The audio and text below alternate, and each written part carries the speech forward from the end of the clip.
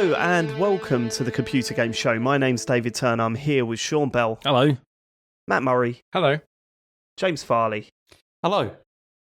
And I'm here in spirit with the Full Nels crew. They're the Patreon producers this month. They are Aaron Patrick, the QuickBooks chap, Simon Nelson, Jack Oven, Moomin Biscuit, Trans Rights to Human Rights, Dave Ernsberger, Colin Brown, Gazman, Happy Birthday, Sam and Neil, Gabsy, Rocketman76, Wrecked Reese, got it in this time. Ooh. Happy New Year, Sam, love from Neil, Grey Dragon Claw, Fred Fenge, Smooth Monkey, Happy Mother's Day, Sam, love from Dr. Farley's sexy fan, Don Rando. I did it. You did so well. Maybe I just live. need to do it live. Yeah, Unbelievable. I know. Friend of the show, Sam, Justin Smith, and we've got 3 full Nels members. 3 new full Nels members. They are Colin Smythe, the pond skater? Sure, that's Colin Smith. Smith, yeah. Is it Colin Smith? If Yeah. it had an E on the 'cause end, it hasn't got an E at the end. I'd go with Smythe, but yeah. Yeah, I so would sort of Sean. hope it is. So would I. I hope it is Smythe. Yeah, so do I. Matt Murray getting involved there, isn't he? Eh? I just think want to make Matt- I think sure. Matt What's is- this? I think Matt is probably right. I'm just saying it's a shame that he is. I get that a lot. The pond skater and Philip Powell. Look at that. Goodness me. What a crew. We can literally have a full game of football I was now. just thinking that before. Yeah. Like, five Yeah. aside, now we can do it. We just need a Yeah. referee. We've got no subs. They'd have to go for the full 90 minutes, but oh, what a game that'd be. Hey? We should organise it. Next TCGScon. That's we it. know what we're doing. Everyone, including us, just watches his 20 people. You can support us by going to patreon.com/TCGS. You could go full Nels, and become a substitute. Yeah, How if we're about that? one of the 5 regulated subs. We also need So, yeah, physios. That's just true. going back to that, this would actually work because I'm just thinking we could have one of us each can be a manager, and then you ought to have somebody as the referee and somebody as a linesman. I want to recommend Sean for referee because I could really imagine him dressed up like a referee.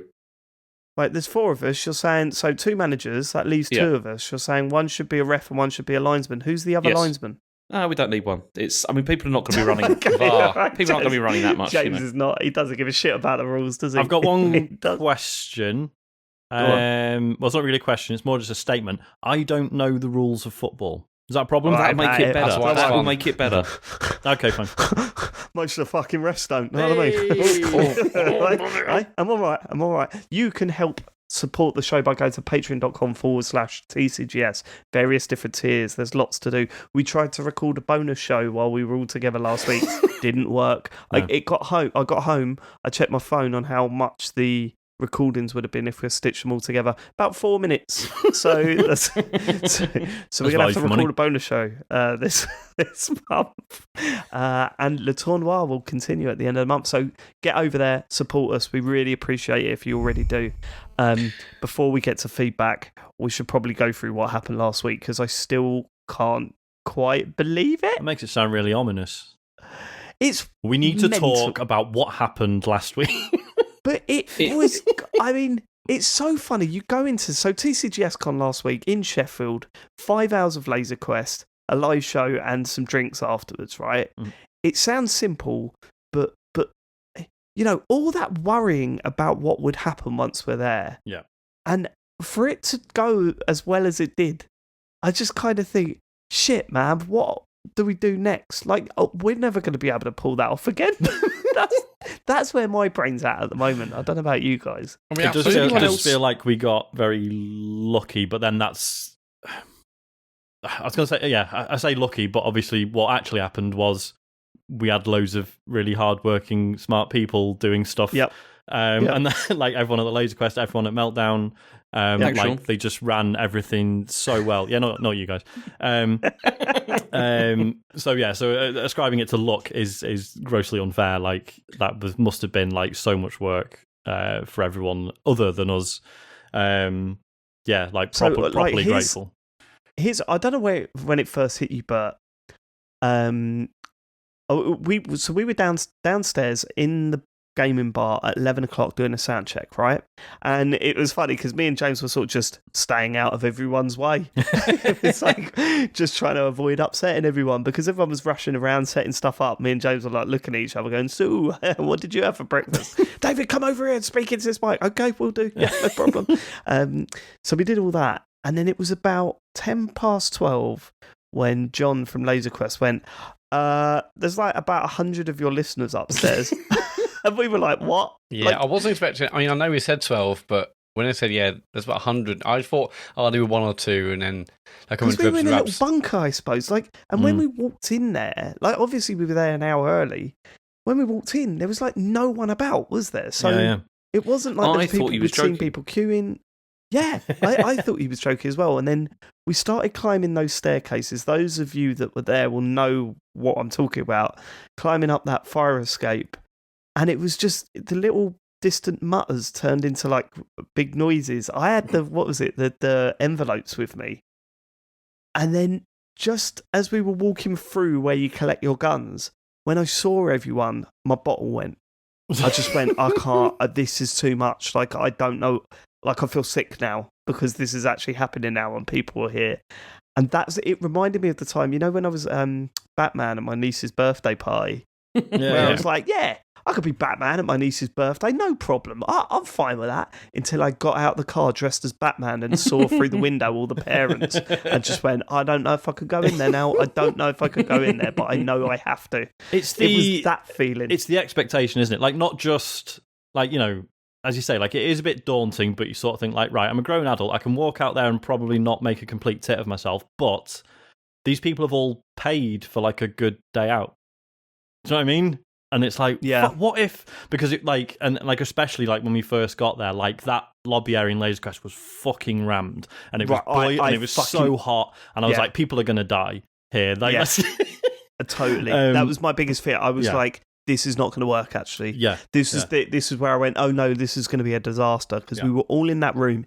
It was so hot. I've never been lightheaded before in my life. Like, I've never been close to fainting. But when I had to shout to get people's attention, get people to line up or whatever, when I finished, my head went, like, as if I'd stood up really quickly and I was like, oh my God, I might faint. And we were in there for quite some time before they opened up the beer garden at the back. Yeah. And but once that was done, once that whole bit was done, it was like, oh no, this is totally fine, actually. And in fact, actually running around upstairs, that was fine because there was a lot more space, a lot less people, it wasn't anywhere near as hot. And then as the day progressed, I mean, I don't know about you, Matt, right? So for those of you that weren't there, we didn't talk too much about the Laser Quest stuff. But firstly, Laser Quest is fucking amazing now. What was hilarious? Oh my God, so good. John got up on his desk and sort of said, right, here's how Laser Quest works now. You've all got this little screen on your gun. First thing you need to do is pick a class. And everyone was like, what? Said, right, so medic can do this. No one really wants to be medic. Then he was talking about the shotgun. And he went, and rocket launchers are good for clearing out groups of people. But if there's any of your teammate within like a 10-meter radius, they will die. So, and we're all like looking at each other going, what the fuck have we walked into? This is nuts. Yeah. And I don't know about you, Matt, but what was amazing our end is that I didn't really care. My team went outside and I said to them, let's just have a laugh. I don't really care. I'm not in it to win it. We're going to be like we're not going to take it too seriously. We'll have drinks. And all our team were like, yeah. But then we won our first game. And then we heard that Matt's team, they absolutely waltzed their first game. So we're going through and you're hearing things about other teams or whatever. But the further the day went on, the more it was like, shit, Matt's team's won again. What? Matt's team's won again. And we just kept hearing, and I think I spoke to someone on your team, Matt, and apparently it was going the same way as well. People kept mentioning that my team were winning over and over again. Yeah, we're just like, well, David's team hasn't lost yet. James's team hasn't won yet. Did you start? Did you start getting like worried? Did you start getting like, oh shit, we're going to be playing each other at some point? I hadn't really thought that far ahead. I was just living in the moment, trying to make sure everyone's happy. And no, I wasn't thinking about the final. I was just just generally stressing out the entire day. So, no, I Was bet it was it hard exciting. managing your team, like switching people in and out and stuff? Or We only had the 12, so we didn't have to switch on and out. Really? You only had 12 players? Yeah, we had 12. Obviously, that kind of gradually kind of went down as the day went on. But yeah, we started with 12. So, so you all had extras which you had to swap in and out, didn't you? I had like 6 people. I was like drafting other people in. It was I know. Really? At one point, I had 18, I think, on my team, and it was like, and then we had to like switch them all around. I mean, the foolproof letters system, it worked really well. It was It's because everyone wanted to be on your team, James. For that. Do you know how much fucking work that was, James? They just weren't shuffled properly. That's the problem. That's the problem. Why didn't you just make one stack for each team captain and then just tell the Laser Quest people to just hand them out like one, like just go? Because I had 150 envelopes to bring up to Sheffield. I didn't think about separating them all individually. Sure, I do apologise, mate. Fucking hell. That's all right. I'll let you off. Maybe for the next one you'll get it right. I think imagine if I'd have organised this and done that, and what this would be like. It'd be awful. No, it'd be exactly the same because instead you organised fuck all and just comment on everyone else, James. Yeah, that's right. What happened? There's nothing wrong with the envelopes. It's just that it became a popularity contest. That's why everyone flocked to James. Me and Dave were stuck there like, I've only got like 3 people. Good point. That's a fucking good point, James. Did you check any of their envelopes? No. Well, there we go then, isn't it? Anybody that did choose my team regretted it because we won one game like the entire time. Despite the rousing speech that I gave at the beginning, it didn't work. What was your rousing speech? I just told them I believed in every single one of them and that we were going to win. We didn't. That didn't. Yeah. Who did you beat? What team did you beat? We beat Sean, I think, wasn't it? You definitely beat us once. Yeah. Yeah, I mean, I'm pretty sure everyone did at some point. Well, we got down to the final, and it was the only game where I walked out thinking we've won this. Like every other game, I was like, oh shit, have we won? Or I thought, no, we've lost that one. We've come out, we won it. That one, the final, I come out, I went, we fucking won this. Like it felt like a win. And it was amazing because it's funny because John was saying, the guy that ran the place was saying, not many people use medics because no one wants to be a medic. And I said, yeah, but these all play video games, right? So a medic is like a legitimate class. Yeah, and man. Some people I do that. Fucking love playing as the medic. It was well good. Oh, mate. So we had like this whole corner held down. And we had 3 medics. Every time my health went to about 20%, someone was healing me up. It was nuts. That's what won us the final. Yeah. Massively so. And it was just great. Really, really good fun, like to play that. But the one thing that really sticks in my head was when they organised the game where it was the 6 of us. So us 4, Sarah and Ian versus everyone else. That was amazing. Because that was... it's so hard to explain how surreal that experience was. Like, we got in first, didn't we? And we all went right to the back, as you do, held up in a corner. And I can't remember if it was you, Sean, or you, Matt. You turned around and went, are they here yet? And I peeked my head around the corner and saw a sea of blue guns pointing at me. And I just, they're here. That was the red laser sights, like all just like shining down the corridor. That visual of just like because so for those who weren't there, so they turned all the lights off as well for this match. So it wasn't pitch black, was it? But it was near enough. And like I say, just that peeking round and there's like fucking 15 laser sights looking for you. It's fucking terrifying. Really intimidating, isn't it? So here's what I did, right? For the first like 2 minutes, I'm like we all were sort of just hiding in our own little corners. I thought every time I peek out, I'm getting killed. Like I'm not even getting close to getting a kill here. So then I just went, right, fuck it. Right, this is genuinely what happened. I went, fuck it.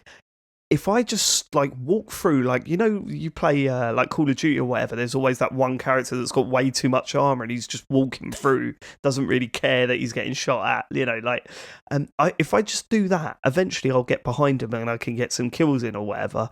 So I just did that. And as I stood out and started just walking through, just firing at people, not giving a shit about being shot myself, the fucking Doom soundtrack come on. And I was like, yes. this is the greatest feeling I've ever had.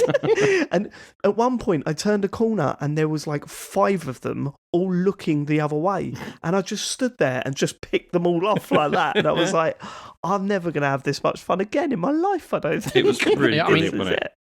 Yeah. I mean, in the end, we lost, but then like they were saying that actually for the first half of that whole match, we were ahead, and we were ahead by a load near the beginning, and then it all just kind of fell apart. But it was amazing fun. It was probably when I stepped out and just didn't give a shit moment, about being shot. Yeah. We had a strategy I come away before. with 70 kills. 70 kills in that last game. It was nuts. But yeah, so all of that, right? And legitimately, if if Laser Quest sounds fun, Quasar in Sheffield, if you're local, go, because honestly, it was so much fun there. We had a total blast. Yeah, man. That portion of the day was successful. Then we went. I think, Matt, did you come straight to the hotel room with me afterwards? Well, I had to pick up last little bits, but yeah, basically went to the hotel after that for a shower. Yeah, went to the needed hotel. shower. Got showered, and I remember meeting up with you guys again in Meltdown, and people had started, turning up. And just saying, oh, this is it now. I think it was you that said this, Sean. But if we get this right, we've done it. We've actually pulled this off. Yeah. If this all works, we've succeeded in doing this. And honestly, I couldn't have been more proud of that live show. Yeah, man. It's one of those things where it's like usually there's something that you don't like. And all right, I listened back to it and I'm just like, stop fucking shouting, Dave. Like, why are you just shouting all the way through this, you dickhead? Well, like, I was worried because obviously you know how it is when you're talking through a microphone into a PA. Yeah, you can hear. It's like you can hear everyone else more than you can hear yourself, right? Yeah, So I was constantly like, totally. shit, am I supposed to be like blah, blah, blah, into the microphone? Like, no, it's just me. It was fine. Yeah. It's just me doing it. Honestly, I listened back to that. I go, just shut up, you absolute prick. I mean, self-loathing aside, I couldn't have been more proud of that live show. I think it worked. I think people enjoyed it. Yeah. Sarah and Ian just strolled onto the stage and fucking owned it as well. It was... And it's always a weird one, isn't it? Because it doesn't, we've always said, you do have to change the content a bit. No one wants 40 minutes of what you've been playing in a live show. Right. And in that sense, part of you thinks well, shit, but we're not really playing to our usual strengths here, so you do feel like somewhat you got one hand tied behind your back in a way, but then you listen to it and everyone's been saying it's some people are saying it's one of our best episodes for ages, so maybe we just cut what you've been playing from now on. Oh, that's rude. Maybe that's a thing. That's rude. Who says that? We had a few tweets saying that's the best episode you've done for years or something like that. Oh, cheers, thanks for that. Fuck you. I like the fact that someone writes in with a compliment and I'm angry at them. There's definitely because you can't sort of rest on one bit for too long with a live show, can you? It's always moving. So there's a couple of bits where we'd answered questions from the audience. The guy who asked what non-human game character would you want to look after your baby? Oh, yeah. Literally driving home the next day and just went, Yoshi! Obviously! He's fucking Yoshi's Island! He looks after Mario the whole game! What? Stuff like that. But yeah. No, it was great. Really enjoyed it. Yeah, so the Marvel Calls reveal, that was I couldn't have gone better. Yeah. All the bits that we wanted them to cheer at, they cheered at, and there was a fair few people coming up to me afterwards saying they were really excited about it. We got news about Marvel Calls a little bit later that we'll get to, but basically what I'm saying is that we hope everyone that came enjoyed it, and everyone we spoke to was absolutely sound. It was so good seeing everyone. Yeah, and thanks to everyone that's got in touch since listening or watching it on YouTube. That's really cool. Sean, what you did with the YouTube video is unbelievable. Oh, thank you. I highly recommend, if you haven't seen. If you're not seeing the YouTube version of the show, then definitely go and check it out, because you get to see the audience, you get to see James walking around in the audience, you get to see all the little videos, the intro that we put together, which is definitely worth watching. So definitely seek that out on a YouTube channel. I'm so proud of it. It's really good. The only sort of downer, I thought, and I don't know if you picked up on this, the fact that Nick wasn't there. I heard that. Yeah. Charlie got COVID, so Nick couldn't come. And I was thinking, really, I know Charlie's not a massive fan of us. Did he check the COVID set? Because she could have faked that, right? Yeah. I mean, what we heard about the fruit shoot trick. I thought it was lemon juice, but I guess either works. It lemon juice? I think does it work with lemon juice as well? I don't think other fruit drinks are available. I mean, just a bit of. I think it was a bit of red crayon. Do the job. But the thing is, I knew how much Nick wanted to be there, and it was gutted to hear that he had to pull out because of a fake COVID test. Yeah, it's a bit poor. So, and isn't it his birthday soon? I think it might be his birthday. It's the 21st, isn't it? 25th. 25th, that's right. They grow up so fast. You know, hopefully he has a birthday that makes up for it. Yeah. Although I don't think missing out on one of the best live shows in the history of entertainment is easy to make up for. I mean, I showed that some of our listeners are saying it's the best show in months because often they're rubbish. I think Sean said years. Yeah. Years. Sorry, where are my manners? That's the bad thing. But yeah, no, I mean, honestly, you all heard it last week. We're super, super proud of it. And thanks to everyone that showed up and everyone that's said nice things about the show. And I don't know if you guys got this as well, because other than the normal come down after something like that, where you're sitting in your regular jobs going, I was a superstar at the weekend, now I'm checking still work. Other than that, right, seeing the amount of people going, okay, when's the next one? And just thinking, that, mate, I'm not even thinking about it at the moment. Like, I can't even think about what we're going to do next right now. Maybe give me a fortnight. Give me a fortnight and then I'll start the doc. I need, because this is the other thing. Like, I've done fuck all this week, really, in terms of I've been consuming rather than doing stuff, because the whole Marvel calls thing, doing an extra podcast a week, doing this, all the build up to the live show or whatever. I just thought this week I'm just not going to do anything, and I missed it. I did a stream on Friday because I was getting bored. I had a few moments where I was like, oh, maybe I'll do a stream, and I was like, no, this week is just have some me. time off. Did anybody else also feel like it was ages ago that we did that? It feels like a much longer ago than a week. Feels like much longer ago. Yeah. No, it's like, cause I had the same thing. Like, I had last week off, and then this morning, just had a quick call with my boss, and he was like, "Oh, are you doing? Do you have a good week off?" And I was like, "Yeah, so we did. So not last weekend before. We did, do that podcast. We did like a live show in Sheffield." And he's like, "All right." He felt like saying, "Yeah," and I was like completely emotionally overwhelmed for days afterwards because everyone was so nice. I've been crying ever since. Yeah, No, I had a few people there. A few people at work was like, "Oh, where's your voice gone?" Was the one that I got the most. Well, I was needlessly shouting during a live show. I showed a couple of clips to people, and they were like, what?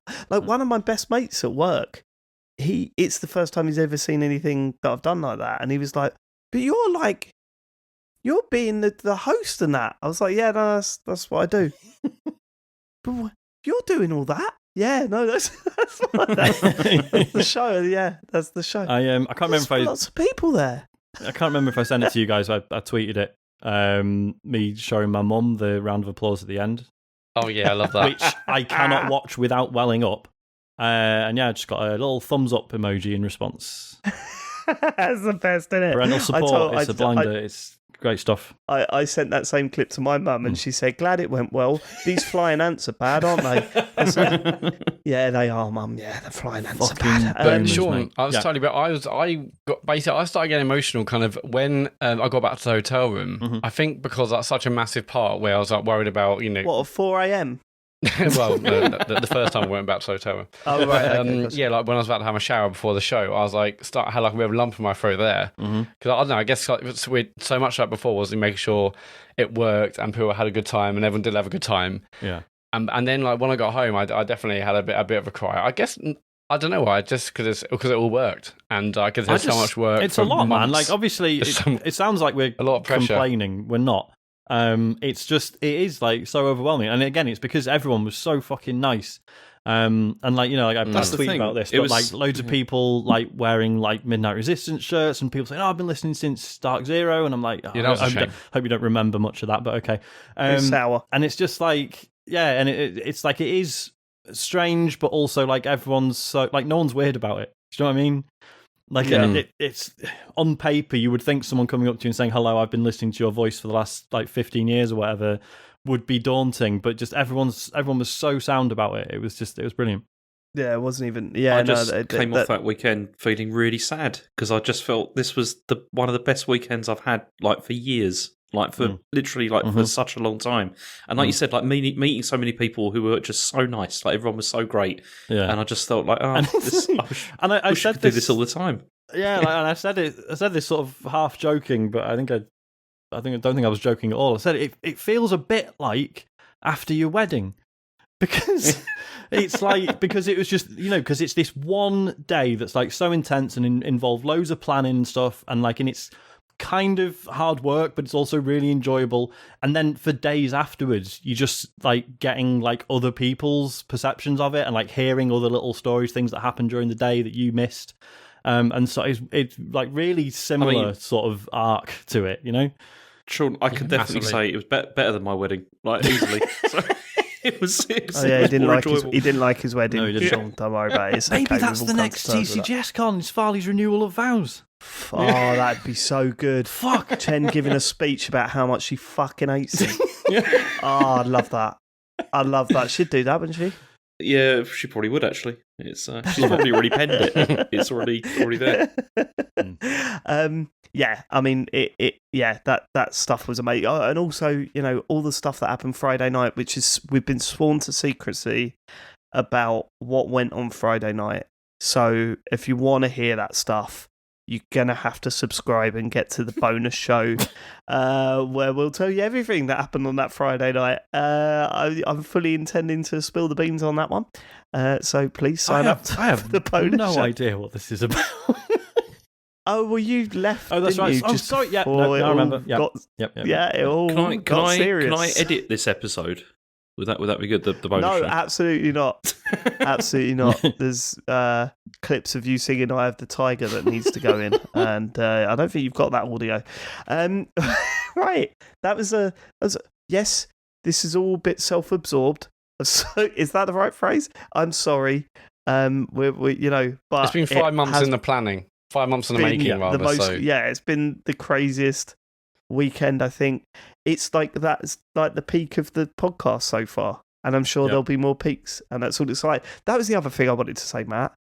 We've done, what is that, our 6th live show, I think, or 5th? Yeah, probably right. A couple of res, couple of EGX. That one at that Rollmuck meet in Bath in 2000.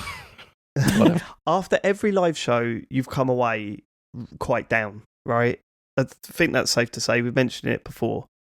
This one, you not at all. You were. This was the first time I just went, Matt, come on, that was great. And you were like, yeah, no, that was actually great. Yeah. And I was like, yes, mate, we've broken Matt. I know this is the less interesting bit, but I was just so worried for so long about technically if it's going to work, and it all worked. And as Sean mentioned in the beginning, it's not luck. It is all the hard work everyone put in. But I was over the moon that it worked. Can I ask you something about that? Yeah. So it gets to play in our trailer, right? The Marvel Calls trailer, and on the video, because I watched it about 1 billion times. On the video, you go, I can't hear any audio, as if you were trying to get. Yeah, I was getting worried. Yeah. Right? Can I just? Did you just forget to press play? Well, no. So what I did, it was my fault. Yeah. So I put because I was so worried, about that trailer accidentally playing. Maybe if we're doing a test or something at the beginning of the show. All the others auto-played, but that one, I need to press it a second time just to make sure I wouldn't accidentally, leak it when we're doing a sound test when everyone's in the room. So I just kind of forgot that I had a safety measure to stop that. Thankfully, it worked. I thought that. He turned around, you panicked a bit, you shouted out, I can't hear any audio, and then it suddenly clicked that you hadn't hit play. And you went, don't worry, I've sorted it. I mean, you hit play. To be fair to Matt, obviously, because that was the 11 o'clock sound check. Matt had set up this oh god, that was horrible PowerPoint thing with all the slides ready to go. So that was all the live show stuff. And then we went to test it, and it was fine at first, wasn't it, Matt? And then it decided not to work. Yeah, I mean, so I did it. This is interesting. I basically had to redo that, but it all worked. Second time I did it. But it just, it was that little reminder that it's you can plan this as well as you want, but things might just fucking not work. Oh, God, yeah. And I mean, also we should mention that like 2 weeks before the live show, we were told that Meltdown Bar had one mic.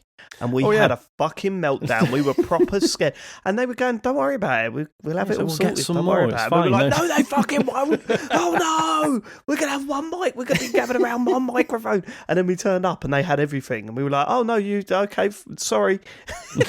Yeah. I'm sorry for panicking a bit. Yeah, it's just amazing meeting everyone. Amazing kind of being out till far too late on the Saturday night. And yeah, it's just a great weekend all round. I think maybe we save that one for the bonus show as well. We hear about your Saturday night because, that was weird. Waking up at 3:30 in the morning, looking over and Matt not being in bed. I was thinking, do I call the police? And by the time I was thinking police, I was asleep. I fell back asleep. Right.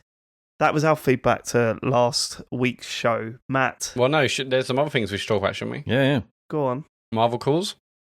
Oh, are we announcing that? Yes, let's announce that now, shall we? We've got a starting date. And Matt's been putting all this together, so maybe you should have the honour of announcing. Well, no, it's your show. All the information's there. Go for it. Okay, so Marvel Calls is officially launching on Friday, the 22nd of July. That's when the first episode will go out live. That's when you'll be able to subscribe on pretty much every service ever, right, Matt? Yeah, pretty much. Apple Podcast, Spotify, Google Podcast, Pocket Cast, you name it. Yeah, so keep an eye on our socials. But yeah, 22nd of July, Marvel Calls launches. The £4.50 and above Patreon supporters, they get to listen to the next episode a week early. So you will always have an episode a week early. So when it launches, not only we have episode 1, which is the intro to listen to, you'll have the Iron Man episode straight away as well. So if you want to listen to Marvel Calls a week earlier than the general public, then please go to our Patreon and support us at the £4.50 or above tier. And I believe those of you that are already subscribed to our Patreon feed, you will get it automatically, so you don't have to do anything else, right? Yeah, I looked into it. You can't have multiple RSS feeds on Patreon, so if you're already a £4.50 and above Patreon supporter, you already get the bonus show. You don't have to do anything. I'll probably rebrand that feed so it doesn't say bonus show or say TCGS podcast or whatever it will do, but don't worry, it will be there. Them shows will just come down the pipe. And if you haven't done it before, haven't supported, or if you have, but you didn't realise, you can actually add that private RSS, Patreon RSS feed into loads of different podcast apps. Not Spotify yet, sadly, but Apple Podcasts and Google Podcasts and loads of others. Overcast does it. So if you want to listen and be like, I don't want to listen on the website or through the Patreon app, you can just take your private RSS feed, which you get when you support us, and listen to it where you want. It's actually happening. I cannot wait. Marvel Calls launches 22nd of July. Get ready, because that is a weird fucking series of podcasts. I'm thinking of going off Twitter now, haven't you? I'm going to go off Twitter for a couple of months. James, I haven't listened to them all. I think you absolutely should, James. Do you reckon was there many mistakes from James on that? I don't know Marvel as well as James, but there was a lot of I think. And then, so I don't know. But no, it's a brilliant series. I did a lot more hedging than I do with the Star Wars stuff. So we'll see how it goes. Matt, and Pride merch. Yeah, so in June, in Pride Month, we sold a bunch of limited edition Pride flavoured merch. And thanks to your generosity, we raised £228 plus £57 gift aid. And we donated it to Mermaids, who help transgender children and their families with loads of support. Amazing charity, of course. So yeah, thank you, everyone. We did all right. I think it's our first charity thing we've ever done. So I'm really amazed at that. So thank you for everyone's generosity. Sold tons of T-shirts. Well, I saw a couple of tees and stuff at TCGScon, which was awesome to see. So thank you everyone who helped. You've done some amazing stuff that can help some people that really need it. Yeah. Cool. Mm-hmm. Cool. All right, then. Should we go on to the show now? Feedback from last week's show. Yeah, let's do it. We are going to get some feedback about the intro. Like, what do you mean? It's more than 8 minutes. Like, people won't be happy. Yeah, shit. We're 35 minutes into the... Oh, yeah. Okay. Oh, dear. Right, feedback. Short one tonight, boys. Let's go. SMW. I've always seen it on Twitter, but listening to that reveal trailer for Marvel Calls on the podcast gave me goosebumps. I'm not really into Marvel, but very excited to watch along. Great work, guys. I know we've just talked about this, but fuck it. So... Obviously, Sarah leaked the trailer on her Twitter, and seeing like the kind of cheers and stuff was amazing to watch as like a spectacle. But then obviously the trailer's also exciting. It really was super exciting, and we've had that trailer that's been there since February. Yeah, like we had that idea after the first episode that we wanted to do that. It was one of the things that you were most excited about, David. Like, and you did an amazing job. It's fantastic. But yeah, there was like all these revisions all the times and stuff like that. We're like, is this right? It was. I went a bit nuts over it, but to see it get a reaction like that, it's really made it. And I sort of explained to someone like afterwards as well. It's like, I know it's fucking ridiculous. It's a bloke watching Marvel films. It's supposed to be like a really like I'm aware of how stupid it fucking is, but at the same time it was still really exciting to watch everyone go crazy. And if you watch the video of that when that plays out, just look at me and James. We keep looking at each other and giving these little silly grins at each other. It's well funny. James couldn't even look at the audience. Did you notice that, Sean? No, I didn't notice that. He sort of turns his back to the audience and he's just like looking at me grinning. That was good. Cool. Mr. Cardano. Cards. James's words at the TCGS event have saddened me all week. While his hatred of card games is well documented, I was shocked to learn he hated cards in general. I'd just like to invite Mr. Farley to reconsider his stance and check out our company's array of greeting cards. If he's looking for something more to his liking, we've got a whole line of cheeky seasonal cards featuring a naughty Father Christmas. So, James, did you kind of drunkenly just confess to someone you hate cards of all types at the live show? May well have done that, yeah. I don't want them anywhere near me. I don't want anywhere near me. See, I've started doing the thing of giving people books instead of cards. That's nice. Yeah, just nice instead idea, of because like the average card costs like not really. Given how much cards can cost, it's usually like like for an extra £3 or whatever. Yeah, but like for an extra who goes to anywhere other than the card factory these days? This is like 60p. I'm a moon pig man these days. Oh, yeah. You're too big for Card Factory, No, it's just my memory's shit, isn't it? So they keep me in check. See, I'll tell you what, this is another reason why I like living in other countries, because most other countries don't have greeting cards culture, and so you just don't have to do it anymore. It's brilliant. But yeah, just for a few extra quid, I'd rather get someone a book they might actually read and just write something nice on the inside cover.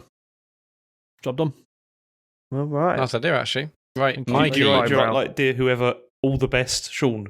I was just imagine. Right, Mikey, Velvet Voices. Just to let you know, every TCGS host has a velvety voice. I play your episodes as therapy for the rabid dogs under my care at work. They especially stop foaming whenever Sean shares whatever he's been playing using his dulcet voice. Love the show. That's not true. I thought that email was going to mention Sean swearing. Yeah. Dogs love it. Wait, hold on. He plays it to dogs. I don't think that's Walkies. Walkies. I don't think that's true. Sadly, right. But yeah, no, I don't really. People are like, oh, I hate listening to my voice recorded. I'm fully used to that, but I have sort of come to terms with not really liking my voice. It's a bit nasal. I've sometimes yours is nasal. Fucking hell! What about mine? Mine's awful. Hello. I'm Mr. Nasal, aren't I? Do you know, I might do this as a test. So, because I snore really badly and for some reason I'm not allowed medical treatment because the doctor says I'm too fat. So I've got one of those gum shields to stop me snoring, and I've started wearing, those nose strips, like the stickers you put on your nose to sort of flay. Mm-hmm. Yeah. They're amazing. So part of me was like, I wonder if I just wore one of those for a recording one night, would everyone be like, hey, Sean sounds better? You should do that and see if we or they notice the difference. I've got them here. Try it with the gum shield as well. Yeah, I can do both. Yeah, one morning I woke up. Well, I was woken up because Isaac was trying to talk to me. He stood by the bed, and I was like too asleep, and I was like trying to talk with the mouth guard in, and he just reached in and pulled it out.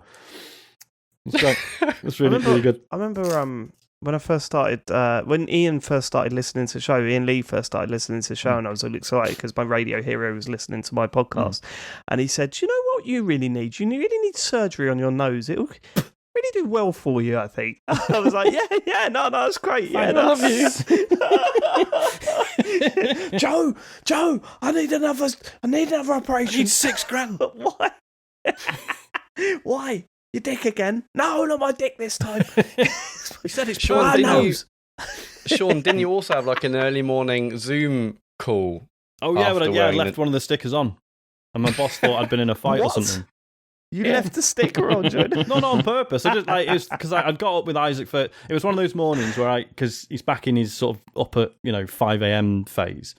So it's one of those mornings where I said, look, I'll get up with him, and then Nu takes him to school, right? So I can get up with him, and then by sort of 7:30, I can be like, right, there you go, I'm going back to bed. So I left it on. And then woke up at 9, like, oh shit, I should probably start work. And then I'd call my boss at 9:30, and then straight away he's like, oh Christ, what's happened to your nose?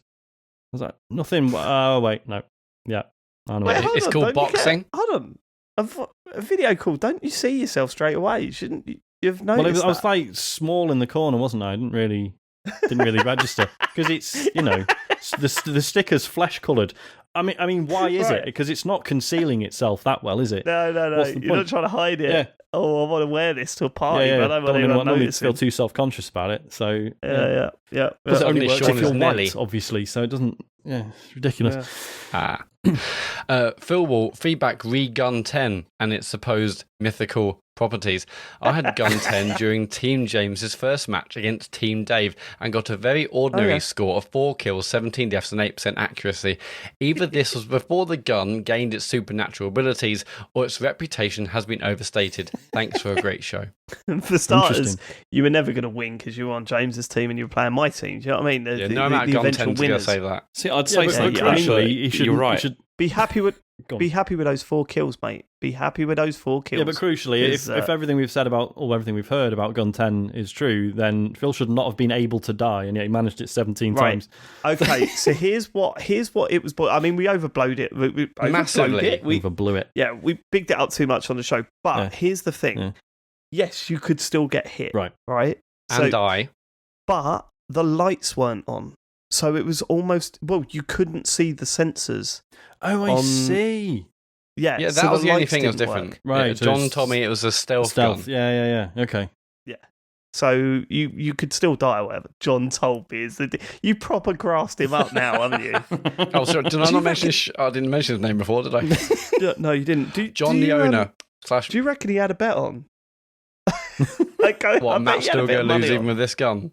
No, probably. Gun 10, man. Right. Yeah. Good times. Right. We're going to end up with Mitch Robinson. Hey up, lads, as we say in Yorkshire. Mitch Robinson here. Quick update about my Leeds 10k adventure. I finished it with a PB time of 57 minutes, 42 seconds, and managed to raise 640 quid for the Alzheimer's Society. Amazing. So thanks for all your support and encouragement, and for sharing the link to my Just Giving page. I also want to say a big thanks to the TCGS listeners that donated despite everything going on in the world. It turns out humans can be amazing. Congratulations for TCGScon North 22. Looking forward to TCGScon 23. Can't wait for Marvel calls. But please tell me you've watched them in timeline order as they appear on Disney+. Cheers. Appreciate you. That's okay. Can we talk about that? Because we got the same thing. We got the same thing for Star Wars. Yeah. Like, well done on the fundraising and everything, Mitch. But what the fuck? Really release order. There, you do it in release order. Yeah.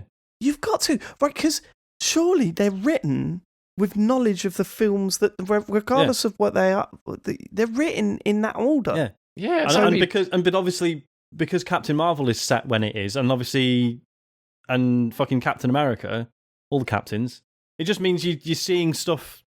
Captain America's quite early on anyway, but Captain Marvel is one of the latest films in grand scheme of things, and yet it appears like second in the running order. If you do it chronologically, it'll be like tonally. It'd be the first. Oh no, it would be second. Yeah, of course it would. So you'd watch that. You'd watch Captain Marvel, and then like when you see that character in Endgame, you'd be like, oh yeah.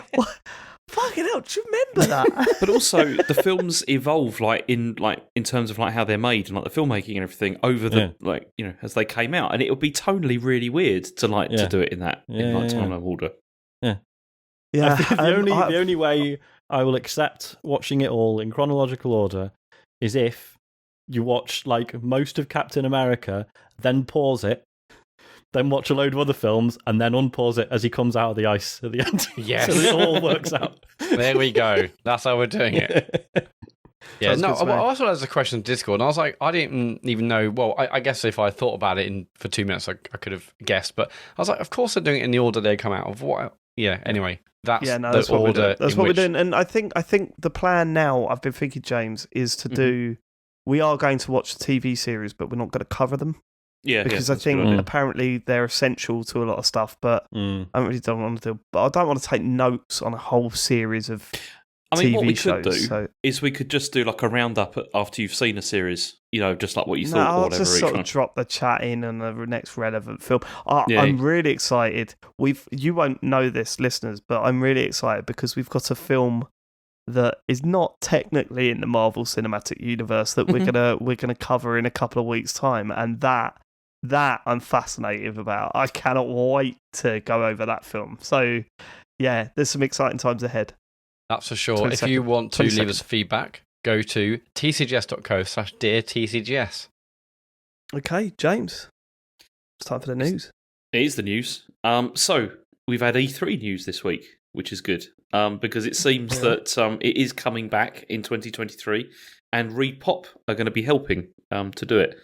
So do you want to hear what the ESA? Are one of the big organisers, right? They do. Do they do like EGX now? They bought Gamer Network. Yeah. That's right. So they own Eurogamer and all the other Gamer Network sites. They do MCM Expert. They do the Comic Cons over here as well, don't they?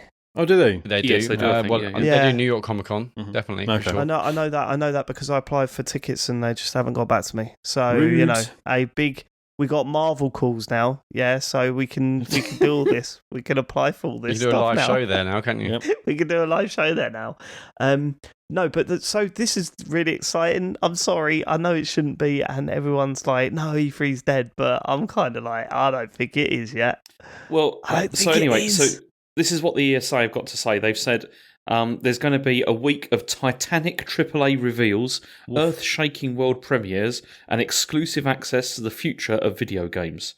So I mean, no they pressure. don't know that. Yeah, but that's the thing. Don't know that. Do you want to hear what ReedPop have got to say? Yeah, and just to say, I really like the way you keep saying ReedPop, like someone's dad.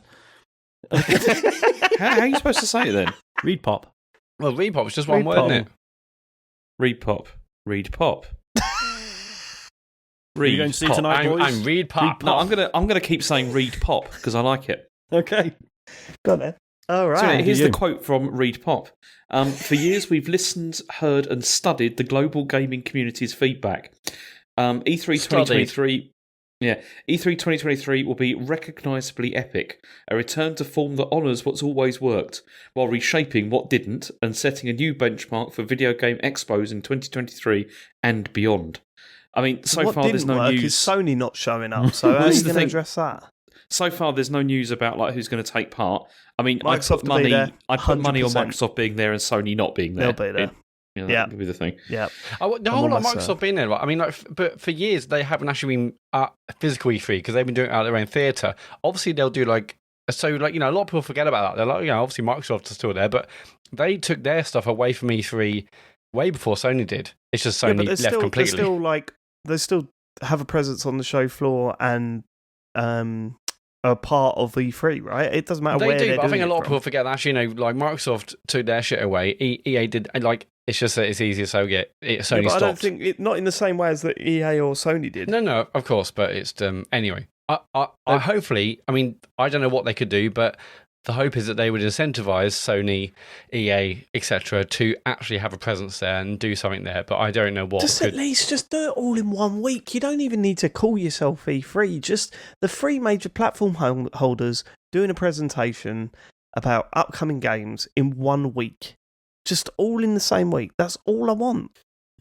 Call it whatever you want. It could be Summer Games Fest if you want, but if it's all done in that 1 week, that's what I want. It's so exciting. Well, then this is what's interesting, though, isn't it? Because this is now 100% like a competitor for Summer Game Fest again. Well, I mean, or is it? Like, is this just going to be PAX LA? Like, because obviously, what we know of ReedPop is, they do PAX, they do EGX, and like Comic Con, etc. Whereas E3 is a slightly quite a different type of show.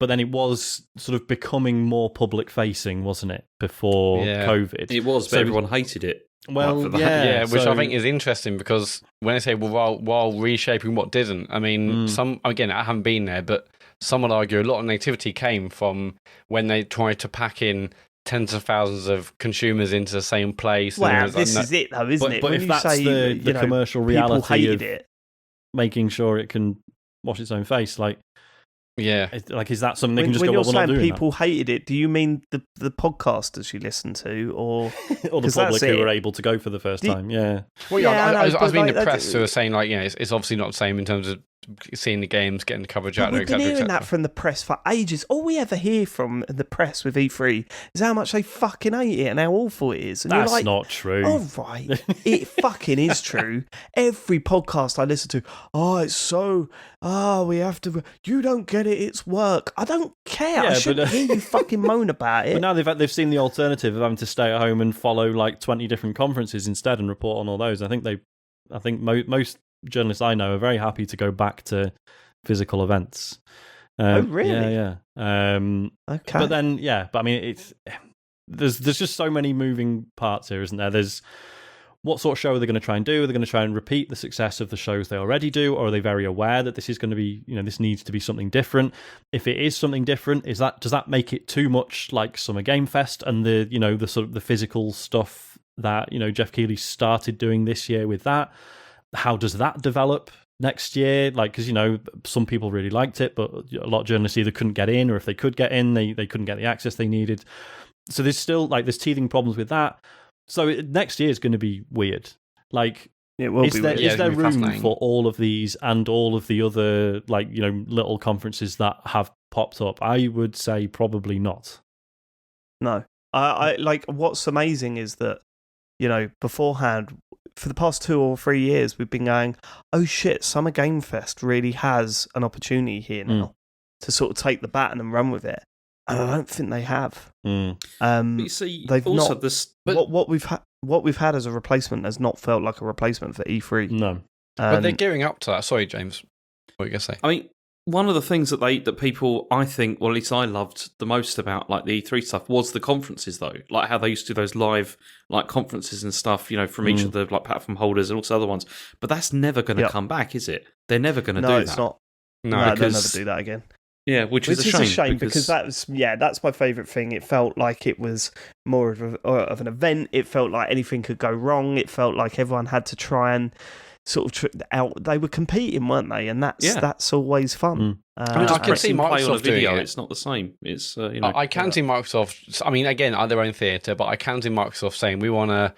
Because it's like the good guy Microsoft image, isn't it? Like, we want to be where the fans are. I can fully see them doing a live stage show. But in terms of Summer Game Fest and whether it's did enough, I mean, this year they didn't officially say it had like a physical presence. That was really just like for the press and to see what worked and what didn't work. But next year, will be a physical presence. So this year is like a learning process. But I'm not talking about that side of things. I'm talking about the actual event itself. I don't think it lived up to.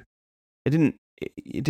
This year's wasn't great, but I think that's a byproduct of where we are in terms of development, and I think it just seems to be like not a great year for announcements in that regard. Hopefully next year will be different. I mean, I think as we said previously, Jeff Keighley couldn't say no. He couldn't say, "Well, I've looked at the announcements; they're mostly rubbish." He had to put a show on. But he could have distilled things a little bit more. He could have looked at this and just said, "Come on, like some of this stuff is not suitable." If we tighten everything up, we could have had a solid few days that would have felt like a proper event. Instead, again, it was bloated and it dragged out too long. It wasn't a replacement for E3, or it was nowhere near a replacement for E3. And also, I mean, it's a shame that we've still had nothing from Nintendo, have we? This for this summer. Not proper thing. No. Which is a shame. No, of course, we were definitely going to get a direct at the end of the month. We are. No matter which month we had a partner one. No matter which month. No, Matt, that doesn't count, and you know it. Shut up. I think all we're going to get now. Don't even come at me with that. Is we're going to get one for Splatoon 3 and probably another one for Xenoblade, and that's probably going to be the lot. There's going to be a 25-minute They typically do a big one in September, don't they? So maybe there'll be one in September, but talking about how long have we been saying that? Have they had one this year, like a big one this year? Yeah. Oh, they did. The one where they announced Switch Sports and everything. And then they would typically do a big one in September. So hopefully they'll stick into that. And then the game come out. This is only good news. I think. I know I'm a fan of E3. I know it's had its ups and downs, but I love E3 and I've always loved it, and I'm excited to see what this means and what this means in terms of Summer Game Fest being better and what ReadPop managed to do to bring E3 into 2023. It's interesting, isn't it, Matt? Because obviously, and I know you can't comment, but obviously as part of your day job, you're potentially thinking about going, whereas I'm like, well, I'll just sit here and watch stuff on the internet. It doesn't really matter to me where that stuff is coming from. Do you know what I mean? Like, to me, it's all just like, well, it's just more stuff for me to watch. Like, whatever, I'll watch the lot and hopefully be entertained. Whereas, yeah, obviously you're in the industry, you're now having to make decisions about where you go, where you show things. It's interesting. But just speaking as a fan, I mean, as James said, the best fit was that kind of typically the Sunday to Tuesday, all the conferences, and then after that you get like 4 or 5 days of previews from the show floor. Yeah. That's all we want. We just want it condensed. And I know Evan had that feedback like 2 years ago, and I hope there's also been that feedback this year. So because that was you can really understand. We want a condensed thing. Yeah. Some Game Fest over like the summers doesn't work. We want it condensed. Yeah. I think Jeff's thinking about his sponsors. I don't think it's going to be condensed that much. Well, yeah, but I think if he has a load of that feedback and now E3's coming back, he kind of can't afford just to say, "Oh yeah, I'll just keep doing it." If the feedback says shorten it, we've been saying that for the past 2 or 3 years about his show, and nothing's changed. We're still getting the bloated nonsense. All right, okay, let's move on. Okay, so God of War Ragnarok has officially got a November release date now. So it's coming on the 9th of November. Yeah, for PS4 and PS5. I didn't think this would happen this year because we'd heard so little, but this is amazing news. The first one, 2018 one was incredible. And was really good. I can't wait to play this. I haven't watched the new trailer. I don't need to. I know it's going to be good. Have you all seen the trailer? No, I'll tell you what. I want to play it. I'm not watching trailers at all anymore because really? I just think... Yeah, because, I mean, I had an experience... After us just going, where's E3? Bring it back! I'm not watching trailers there. No. Yeah, I wonder how many commentators are not going to watch. Because the reason is because... Go on. I was just going to say... So there was a new trailer for... Fuck me, I've already forgotten what it's called. The Ubisoft pirate game. Skull and Bones. Skull and Bones? Is it Skull and Bones? That seems far too obvious. Skull of Seas. They dropped that, didn't they? Just, Sea of Thieves fan. Obviously, I want to know what's happened to Skull and Bones, whatever it's called. But yeah, I was just like, why did I fucking watch that? It was just like mostly CG. They're obviously intentionally holding off on just showing you like your character walking around and like showing you what the game actually plays like. And I was just annoyed at myself for even watching it. Just like, that gave me nothing.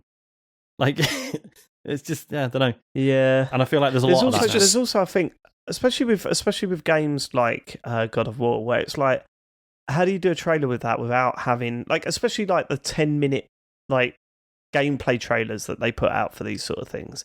How do you do that without not just completely ruining those 10 minutes? Like, the amount of times I played a game like a linear story, action game like that, and I've been like, oh, this is the bit from the E3 thing that I saw.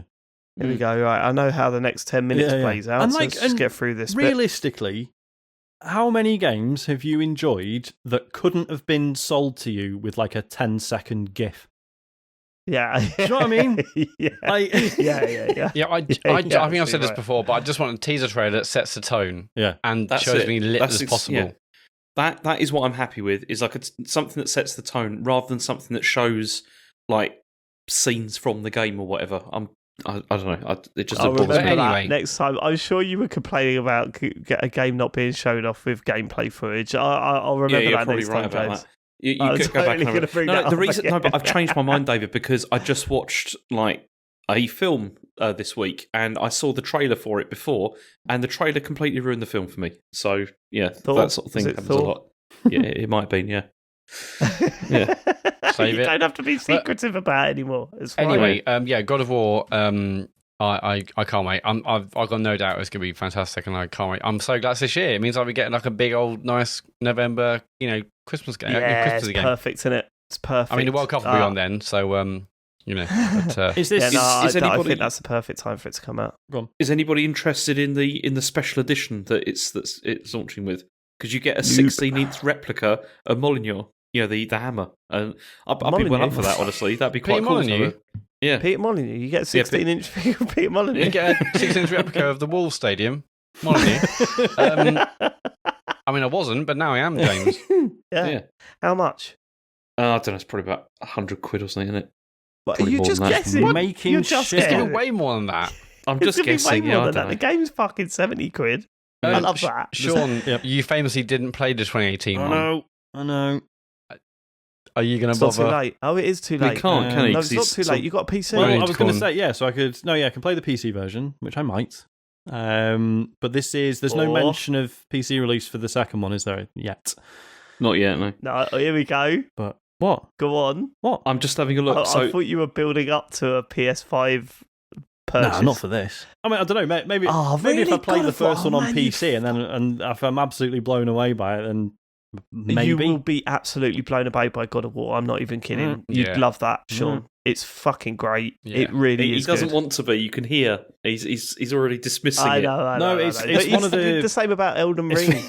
It's one of the ones. It was on the PS4 bucket list, and then I just didn't turn the PS4 on for a year and realised I could get 200 odd quid for it on eBay. So, but imagine playing it on PS5 though. Imagine playing it on PC, mate. Imagine that with all the knobs turned turned play up. it on the fucking PC then. What? Do that. Do that. No, I fucking will. Anyway, there's no June next year. There's no confirmed price, by the way, for the collector's edition. I just had a look. It's okay. Right. Oh, I see. Sorry, I thought you were going to say the base game. I was going to say it's going to be. It'd be like 150 quid or something. Yeah. Going up every time it's out. It'd be about 170 quid. I mean, maybe 200. The 200 quid special edition. Stick that on your fucking Eurogamer. Go on. Okay, next story is that the Oculus Quest 2. Although it's not called the Oculus Quest anymore, is it? It's just called Quest 2. No, it's the Meta Quest 2. Okay, the Meta Quest is no longer going to require a Facebook account from next month, to log in. So this is happening in August. Account. Now, the thing is, though, about this is the worst thing they fucking did. That was the worst thing they did to that headset. It was so needlessly dumb. Yeah, just an awful thing to do. Go on. What they've done, I mean, this is a bit misleading because it says you don't require a Facebook account. That's true, but you still need a Meta account instead. Well, so Meta being the parent company of Facebook. But that makes sense. Because how else is it going to track your purchases and all that stuff? But yeah, I see what you mean. It still feels like it's still Facebook. Yeah. Well, this is it. You wonder like if Meta have just gone, we'll get their information anyway. It doesn't really matter. We'll just hoover that up. Exactly. That's what they've done. I genuinely feel a big part of that, or certainly some part of that was, link it to their Facebook account because it's easier to share stuff, and they wanted to use their own platform as advertising for VR, right? Yeah. That's kind of the thought that I had behind it. Like that's the feeling I had behind it, but. There were so many people. It's like, I don't like Facebook. Like having to set up a Facebook. And then when they started going, well, you haven't posted to this Facebook account. So you can't just set up a Facebook account to link to your... Yeah, that's the thing, isn't it? It was bad enough that it required a Facebook login. But then the fact that they were so draconian about it and so wasn't it like people were just making a Facebook account just to have one to link to it. And it was just going, that's not a real account. Fuck you. And people were having real trouble. Absolute nightmare. Yeah, so we come up with a name to use, didn't we? What did it? Oliver Quest. Yeah. Oliver Quest. Yeah. Loves his VR. Yeah, Oliver Quest. They're banning Oliver Quest all over the place. Yeah. I mean, this is a forward step, but it's. Is it though? Yeah, it's 100% of all. I mean, they've rebadged it. It's still Facebook. It's just called Meta instead. Yeah, but it's not. I think people broadly accepted that, by having an Oculus account, inevitably that information is going to Facebook/Meta. But I think it's just the fact that people day to day don't want to use Facebook and don't want a Facebook account. And now they don't have to. If, in order to use a Meta because now they can have an account with Meta, the parent of Facebook. Yeah, but this is just for the headset. The others, as we mentioned, it required an active Facebook account, and so dormant ones were getting banned. People as we just mentioned, if you create one, it'll get banned. This doesn't require that. This is just an account for your VR headset, which people accept. I suppose the way to explain it, James, is imagine turning on your Xbox and it's saying, no, you got to link it to your Skype account, which is technically what you're doing anyway. Well, it does, doesn't it? Yeah, but you can have an Xbox account without having a Skype account, right? No, you can't. No need to call me that. What I'm saying is that it's separated. Although it's not separated. It is all tied into one place. It's not separated at all. James, you're not fucking seeing the point. The point is, yes, it's all under one umbrella. It's all one thing, right? We understand that. But in terms of the way that Oculus used it, it said you had to create a Facebook account and then link it to your Oculus account. It was a pain in the arse, and people didn't want to set up a Facebook account. And also, it would be like saying, right, okay, here's what it'd be like saying, you've got to have a Skype account to use your Xbox, but not only that, you need to actively use Skype throughout the week. Otherwise, we will ban your Xbox account. That's what it was like. It was ridiculous. So, yes, this is 100% a step in the right direction. Totally. And I think I'm just going to wipe. Although I've got an Oculus One, so I'm assuming it doesn't affect me because this only seems to mention the Oculus 2. Yeah, is yours still getting like firmware updates and stuff? I don't know. I don't get mine at all. I don't fucking understand it. Like I said to mine, what was it? Because I needed to link it to a Facebook account. It said you need to link it to, and I thought, well, I already have. Okay, fine. So I went to link it to my Facebook account, and it said, no, someone's already linked to this Facebook account. And I'm like, yeah, me, with this. Like, why is it now saying I can't do it? So I don't know what the fuck's going on with it. I just think I'm just going to wipe it and start again. It still gets updates because I've got the original Quest, and it's you still get firmware updates. Okay. Yeah, it still get updates. Well, maybe it will affect. Yeah, it comes up with the Meta logo and everything now. Yeah. And maybe it will impact that as well. Then, don't know. Cool. It's good either way. It's just it's great. This is way better than the alternative, which is a nightmare. I wonder if it'll get. Sorry to drag this out because all like the default sharing options on the Quest are like stream to Facebook, share the picture to Facebook, send it to your Facebook friends, which I never want to do. Again, and that's not even me being like anti-Facebook. It's just not where I share things. It'd be nice if by sort of closing off this Facebook linkage, or not closing it off, you know what I mean? It's no longer required. It would be nice if it meant they were opening it up to. I mean, you can already, use screenshots and videos and stuff you can share to your phone very easily now. So that's a plus point. But it'd be cool if there was more integrated options for that stuff, Yeah, they definitely need to work on improving the sharing functionality. Because they're saying you can, with this, you'll still be able to link, like if you set it up with a Meta account, then you can still link that to the Facebook account as well if you want to, right. But you don't have to, obviously. Okay, cool. That stuff is super easy on Xbox at the moment. I love that. Great, isn't it? I tried to do it on the Switch the other day. Oh, mate. Have you ever tried to share a clip to your phone on the Switch? It's fascinating, isn't it? Oh yeah, like the QR code it's kind scanning. of like really clever, but also Oh, you could do it, but when it works, it is great because it's like, it's not great. No, it's not. Well, no, just like phone over the thing, it connects to like the local kind of whatever it is, the connection, and you can download exactly. it. You literally, James, you literally have to hold it up there or get a QR code from your Switch. Your phone then has to directly connect through Wi-Fi to your Switch, and then you send it over via Wi-Fi. Well, it's better than that, isn't it? Because it just opens a browser window on your phone, which just shows the phone. They have to I guess I'll download it from there. Yeah. Which, like I say, given I was doing was I just send it to like a dummy Twitter account and then just download it from Twitter. I mean, that's the smart move. I don't even know how you download videos from Twitter, to be fair. I wouldn't even. Oh, that's true. But this is the thing. On Xbox and I believe PlayStation as well now, I literally hit the share button and it's on my app. Yeah, and it's on the phone. I could just download it from there. It's just so easy. I mean, are you saying, Dave, that the Nintendo app doesn't have all this functionality? It's not like Nintendo to are in the news, right? Get the internet. This is news broadcast. Go on, let's hear the next story. Okay, so Bungie are apparently working on a Destiny mobile game, and it's going to be a FPS, and it's been in development for 2 years. And NetEase who are primarily working on the game, and it's not going to be connected to Destiny 2. It's going to be like a standalone thing. Okay. I mean, I'd like it if it was good, but first of all, I don't do first-person shooters on my phone because I know it's easy for me to be like, oh, it doesn't work. the touchscreen controls don't work for FPS. Plenty of people get on with it just fine now. That is a thing. So I'm not saying they shouldn't do it. It's a bad idea.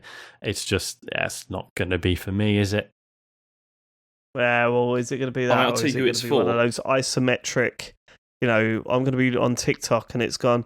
Take a look at this new Bungie game, and then it's like all like really advanced 3D graphics, and then suddenly it switches to the isometric view of a Destiny fucking map, and you just the little hand swiping across and all that sort of shit. That's what it's going to be in it, right? If NetEase are the main thing here, I think this is probably for Asian market as well, like in a big way, because mobile gaming's much bigger there in terms of like and I can see that's where they're going to be aiming this maybe. Yeah. To expand like the Destiny as a thing. Yeah. It's weird this could be standalone because you kind of think, and I'm sure they mentioned when NetEase, they invested heavily, didn't they? I'm sure into Bungie. I was like, it makes sense for them to mobile and do what Fortnite's doing. We can play on mobile. It's cross progression, etc., on the various platforms. That made sense. But the fact it's a standalone, it's kind of confusing, but definitely intriguing. I suppose they don't want to put people off. I think generally mobile versions of games like this are seen as like a way in for new players, aren't they? Rather than But I see. I take your point. Like as a Destiny 2 player, if this somehow fed into that, like that would be interesting to me. It's totally standalone. I mean, it could be. I mean, they said FPS, so it's not like it's going to be a side-scrolling pixel art game, but to have some kind of link where, like, if you play in a mobile, you earn stuff in the main game. Who knows? But no, I mean, it'd be very interesting to see what it's like. Now, I've got a Razer Kishi, so I could potentially play it. It's half decent. I wouldn't play it, as Sean mentioned, with touch controls, but yeah, it's very interesting to see what this is going to be like for sure. Mm-hmm. Because I don't have enough time to play Destiny, but maybe I do have enough time to play a mobile version of Destiny.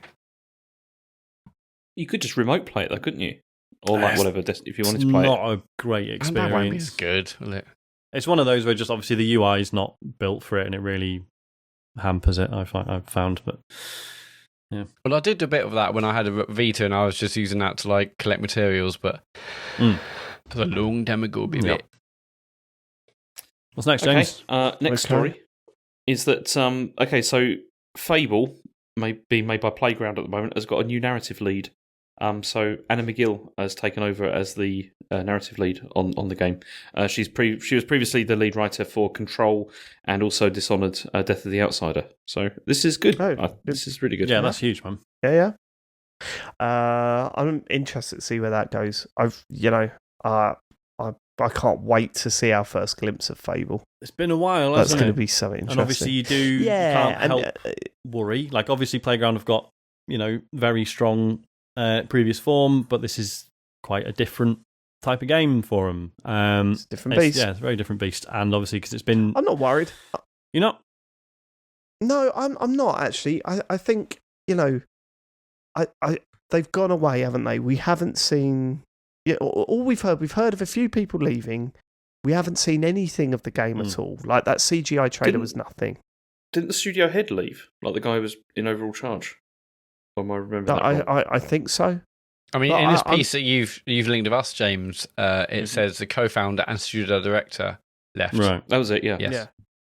I'm not worried. I want to see what that comes out like. We haven't seen anything yet. Once we start seeing stuff, then we'll have a fairer idea of whether they're on the right track or not. I'm quite really excited to see they it. nail it, because Fable's something I'm very nostalgic for. But like, and me 10 years ago could not imagine me saying this now, but I'm really excited to see what a Fable game without Peter Molyneux looks like.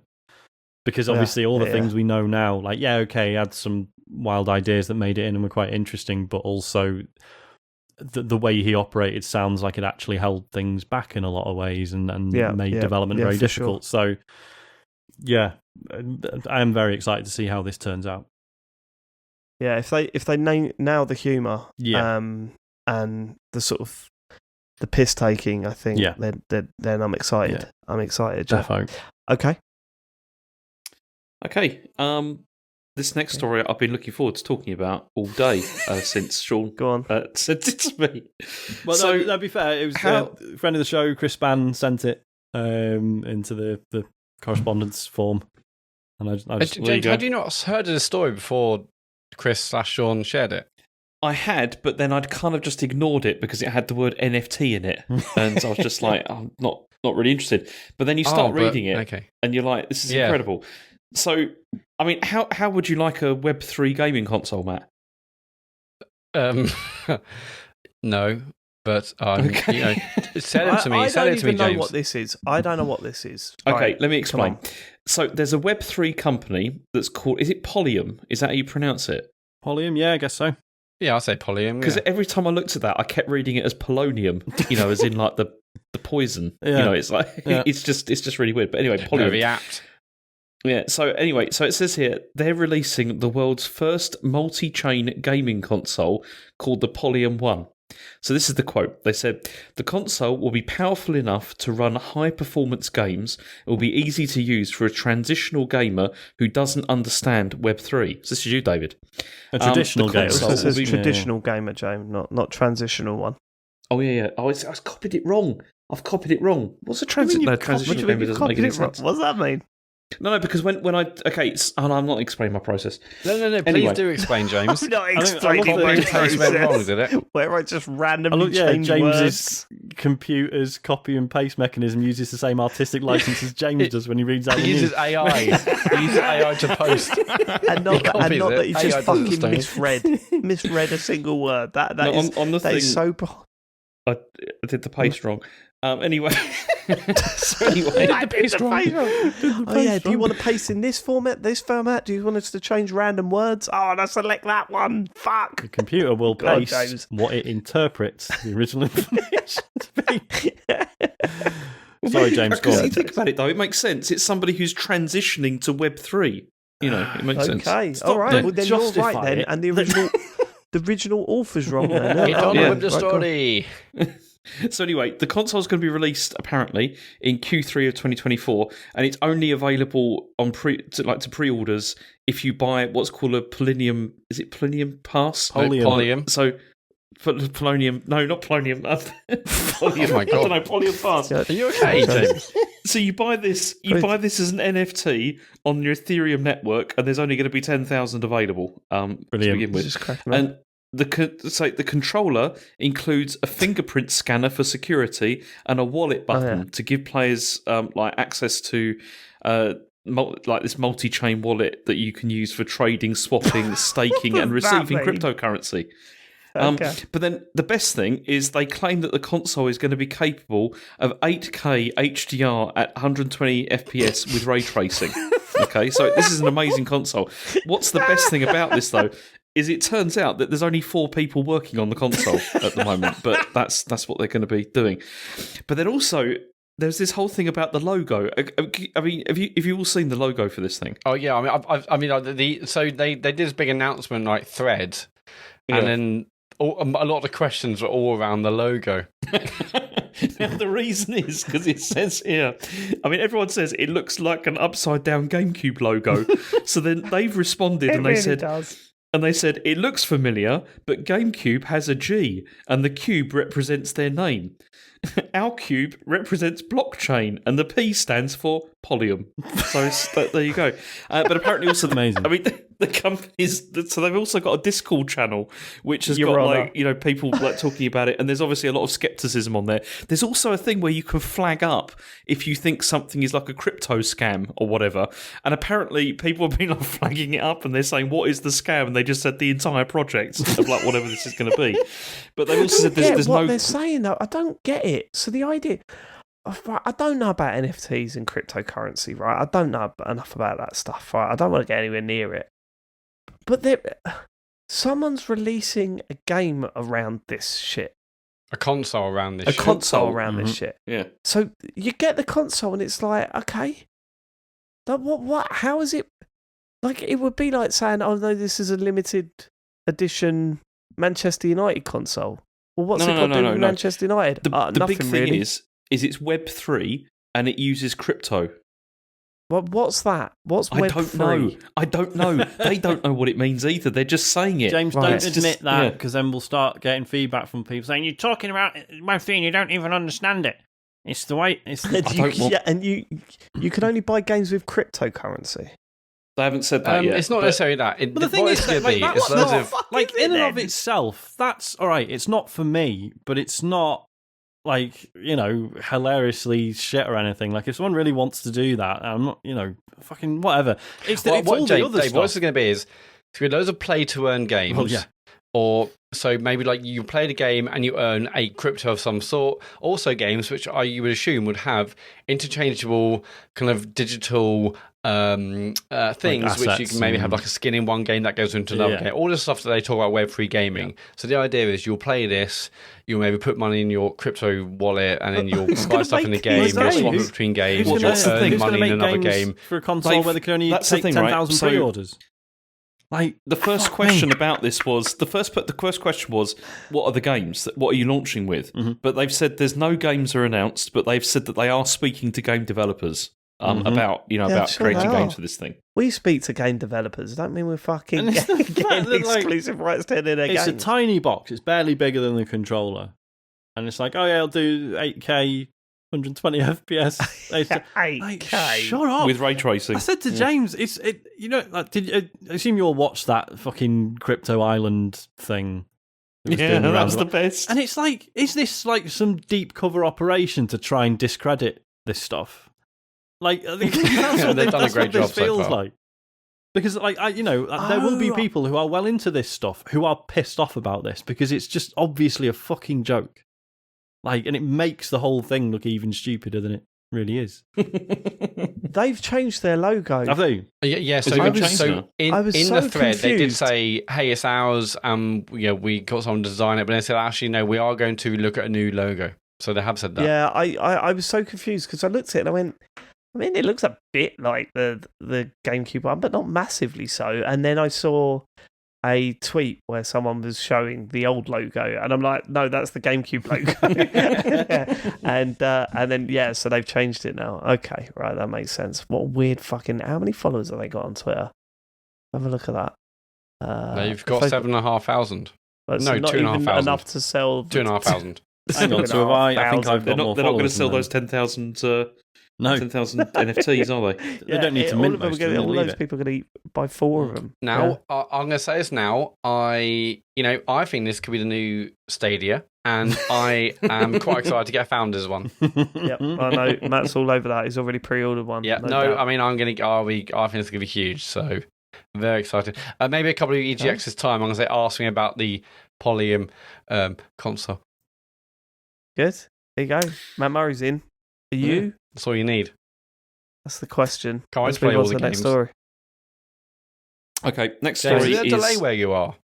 There is actually, yeah. It's where are you, James? Aren't you closer to us than kind of? Yeah, but the setup I've got here is mad, and I'm just really unhappy with it. Are you talking via Australia?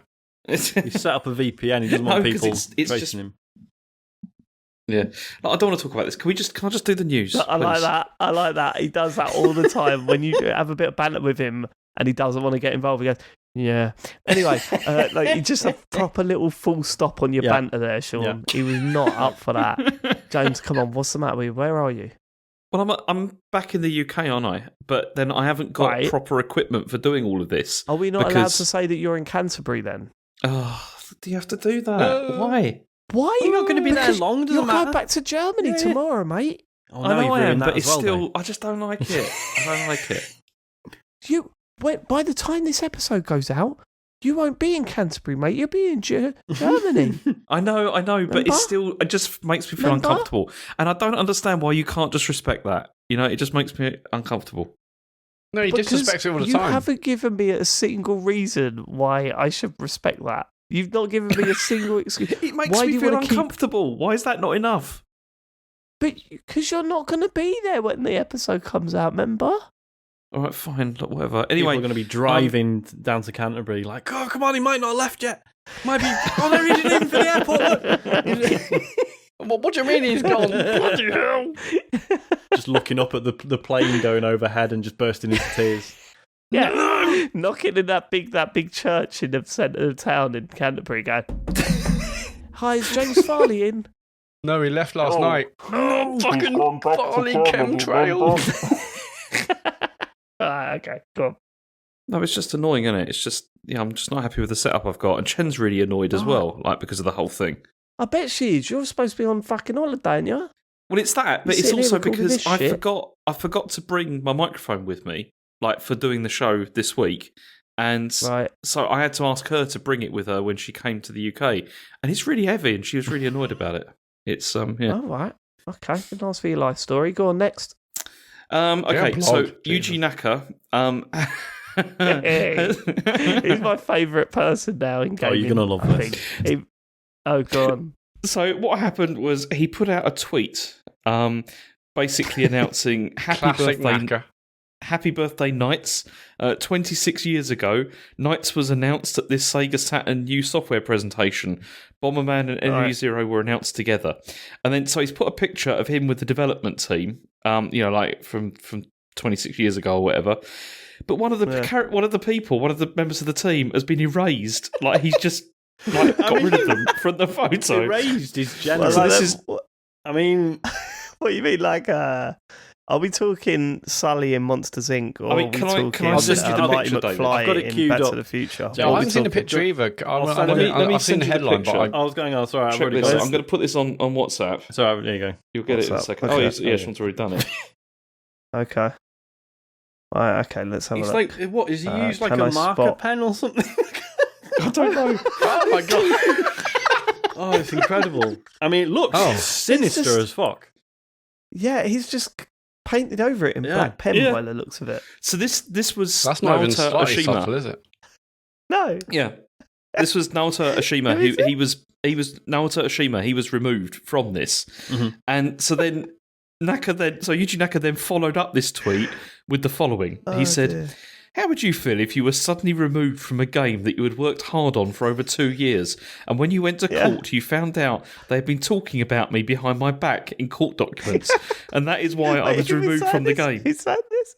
This is Yuji Naka. This is what he tweeted.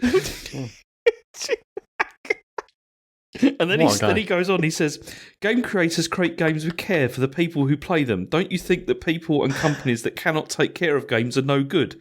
Instead of talking behind my back, don't you think you should tell them directly before removing them?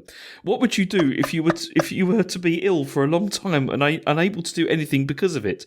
And how would you feel if you were the director of an unfinished game and it was heavily criticised? I mean, I think it's Balan Wonderworld, isn't it? Again, I think probably Balan Wonderworld has broken him, right?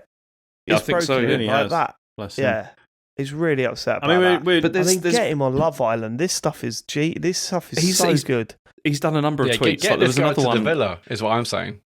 Yeah, combined the two. There's another one that he did that was about what's it called, about Knights, where he just said I can't remember what he said, but he said about like he didn't like people just lying about things, which was like just really sort of outspoken. I mean, it's quite sad, isn't it? It is a shame. Like, if you get to that point where you just kind of think just airing this stuff is just like, is it really worth it? Like, what are you getting out of it? Let me read and it it's to you. actually quite sad to see. So this is when somebody was talking about another game using the Knights like engine or whatever, and then he tweeted this. He just said, "The Knights I programmed was coded in full Scratch assembly, so there is no way I could share that engine with people who are making it in C because they don't understand it and documentation doesn't exist. All these people who tell these stories are liars." Yeah, so there you go. Blimey. Yeah, actually, the more you say it, it's like the sadder the story gets. The guy is like obviously very, very bitter about something. He's very upset with how things have gone recently. Yeah. And it's just all coming out, and it's actually quite it's a bit depressing, isn't it? It is sad. Guy is a legend. Like, come on, Yuji. I mean, we're burying the lead here. James, have you seen the drone? Yes. I mean, I love the Knights as everyone drone. knows, I love a drone. So when he tweeted the picture with the mysterious figure removed, he also tweeted, that he's got an FPV drone, and he says like it's been flying it around like Knights, and he's tweeted a picture of it where you can see that he's clearly 3D printed a little Knight's head to go on it. It's very good. I love that. I'll stick that in the group as well. Good little drone. It's lovely. So we're getting this. So I'm very, very pleased for him on the FPV drone front, if nothing else. Man. What a strange way that career has gone. Poor Yuji Naka. Old Yuji Naka. Is that it, James, for the news? That's it. I've got nothing else here. let's go to what you've been playing. I mean, very simple from me this week, so let's get it out of the way. Neon White, still bashing through that, still loving every second of it. I mean, it's going to take some game to knock that out of the top 4 of the year for me. It's so good. Is anyone still playing it, or have you all sort of just had your fill and given up? 100% going back. I haven't had my fill of it at all. It's just other things have come out. So, like, I've now completed 8 groups of missions and aced pretty much all of them. I think I've got a couple more to do in the latest batch, but it's one of these games where you'll go to the next batch of missions, they'll introduce some new stuff, and you'll go, oh, this is the point now. This is the point where it's too complicated for me. And then you play and you're going, actually, I think I could probably finish this level and move on. That'd be pretty good. Oh, I've done it now. And then maybe I'll learn how to shave 10 seconds off to get that ace at the end of it, because my word is it's satisfying. What a game. All I'll say is that the more you get into it, the more complicated it gets, the more you wish it was on another console, because now it's starting to get a little bit sluggish. It takes a little bit longer to load into the levels after each failure. The resolution's not quite there to make some of the shots like at long range and stuff. Right. I'm sure it will come to PlayStation and Xbox. I was going to say, given how well it seems to have done. Isn't it also on PC? It's on PC as well, yeah. It is on PC, yeah, but I don't own one of them. And when you look at videos of people playing it on PC, you're like, oh my God, I can't even compete with that. It's ridiculous. But then equally, that's what threw me off the PC version, because I knew, to be fair, I was never going to look at the global leaderboards anyway, but even just playing against friends who are using keyboard and mouse, I was like, nah, that's just not going to be fun. Whereas at least on the Switch, it's, we're all struggling together. It's fine. It's amazing. It's really sort of got its hooks in me, and I will sit there and play it for 10 minutes, or intend to play it for 10 minutes. I'm sitting there 2 hours later just, Joe did say to me the other day, why are you so horrible to yourself when you play this game? Because I really am. Every little mistake, I'm like, did we? What, on the podcast? Yeah. Yeah, sitting in that front room just going, you fucking idiot, Dave. Like, really being vicious towards myself. But other than that, I just, my God, it's some game. Still skipping through all the dialogue, because my word, I can't imagine reading all that. It's fucking crazy. I think I said, but I've started skipping all the dialogue now. Don't give a shit. It's funny as well, isn't it? Because you're like, I'm kind of done with the dialogue. You press the skip button and the dialogue goes on forever, and you're like, oh no, I totally made the right decision here.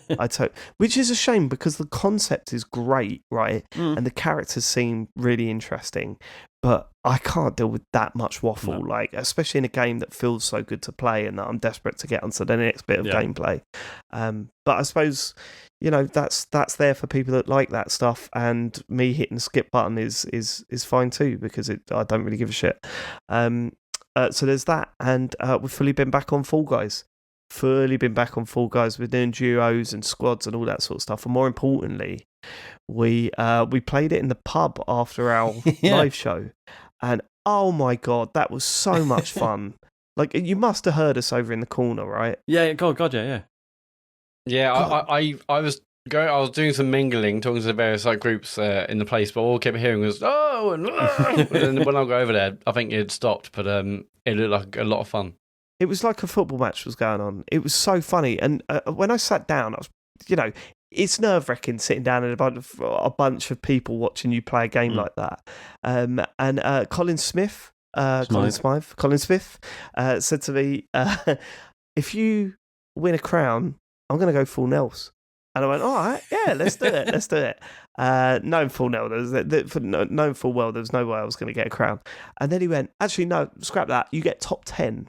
And I'll go full Nels. I think I finished 4th. And what was amazing is that it was the only game that I actually played, but the atmosphere was fucking nuts.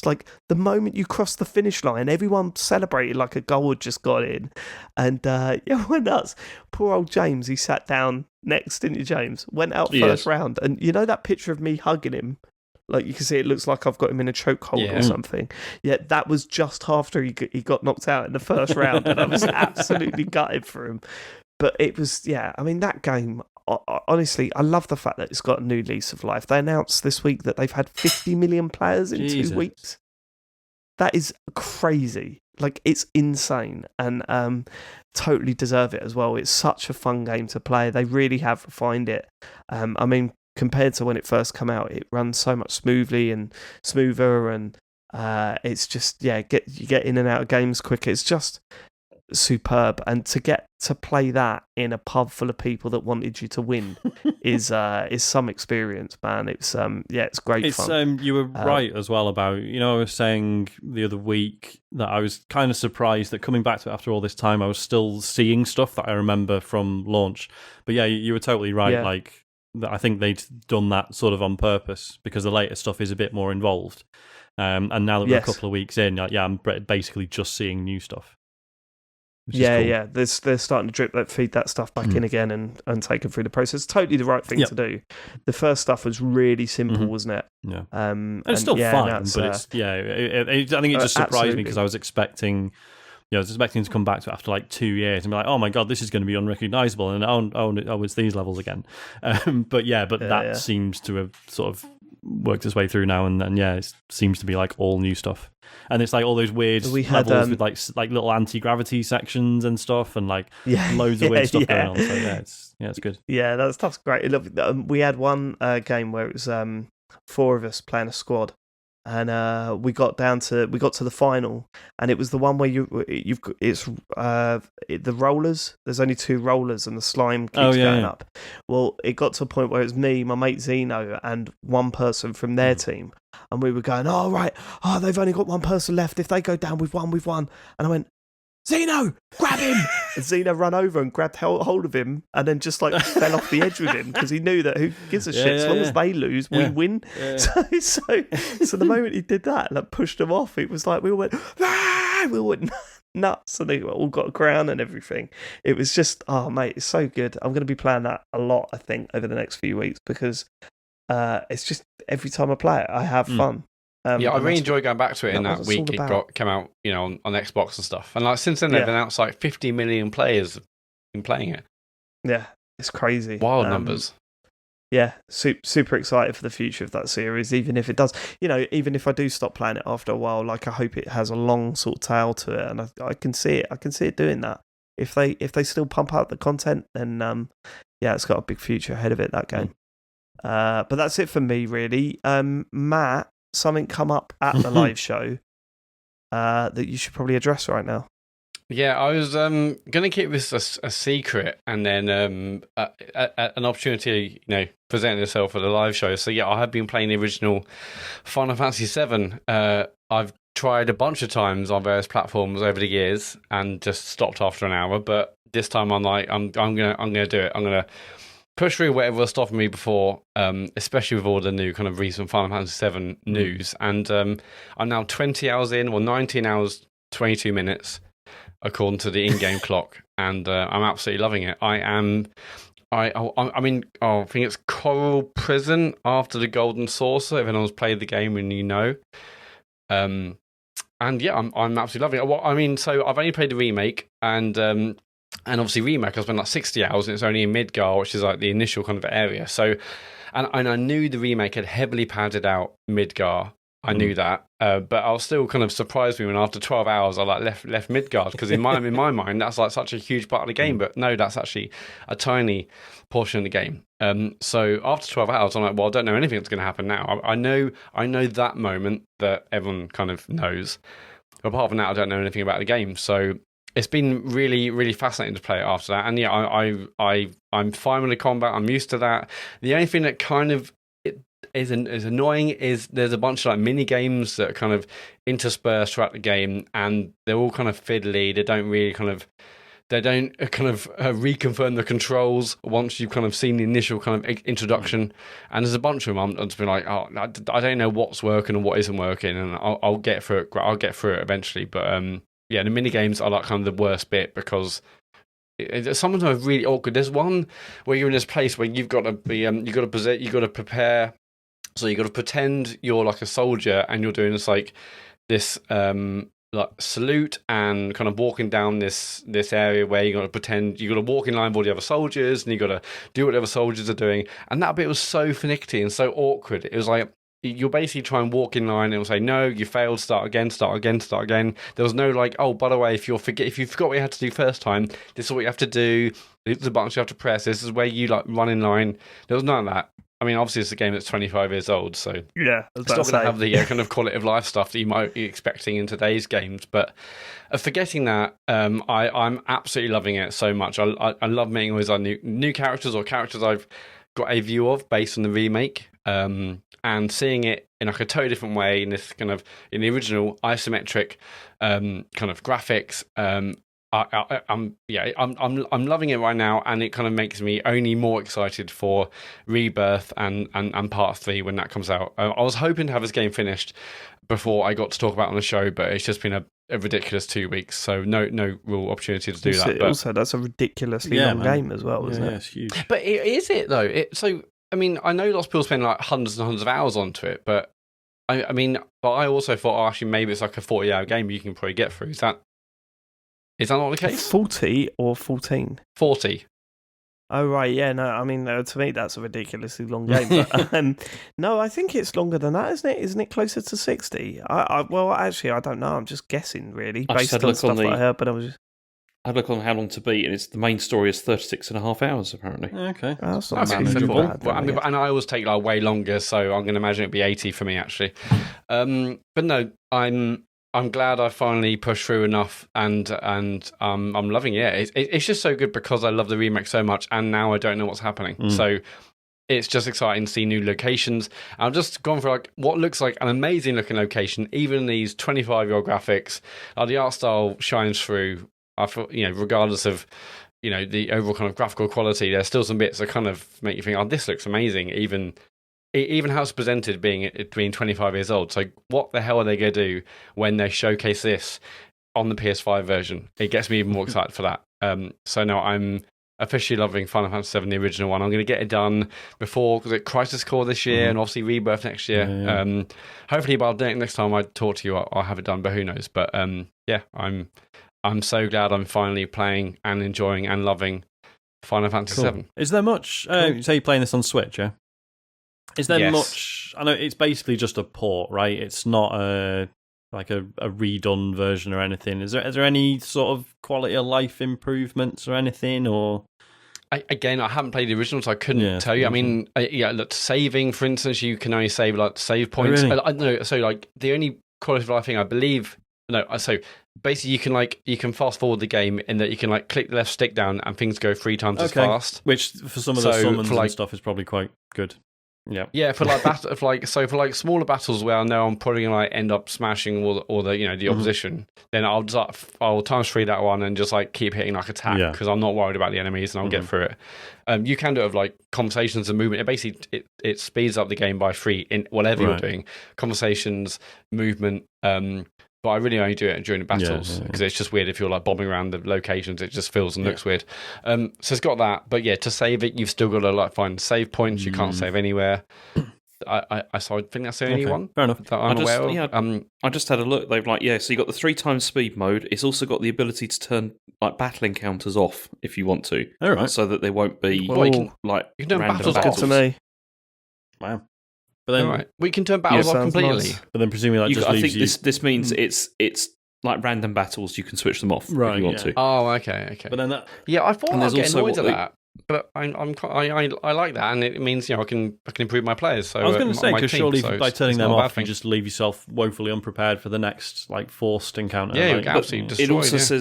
It also says there's battle enhancement mode, but I don't know what that means. So I'm not sure if that maybe makes your characters stronger or something like that. So then that doesn't matter anymore. Because some people want to just play this through for the story and they don't want to go through the grind. Yeah, I haven't changed any settings. So, I mean, that times 3 being, you just literally click left stick in whenever you want. So, but I don't need to change it. I want the battles on. The random battles, I think, are part of it, and they, as I said, they will enable me to be more powerful for the boss battle. So I certainly want to turn them off. But no, I've tried on Xbox in the past because this was at one point on Game Pass, but yeah, on Switch it's just perfect for that. I can pick it up whenever I want. It's just there. So yeah, Final Fantasy VII, 25 years old, but I'm loving it all the same. All right. Anything else? That's it. Hello. You may be aware the new Monster Hunter Rise expansion came out last week before. Oh, yeah. I'm sure I saw you playing Sunbreak. this. Or maybe you tweeted something, didn't you? You tweeted a video. This is the thing, Dave. I'd love to talk about the new expansion, but I've barely touched it because... Oh, right.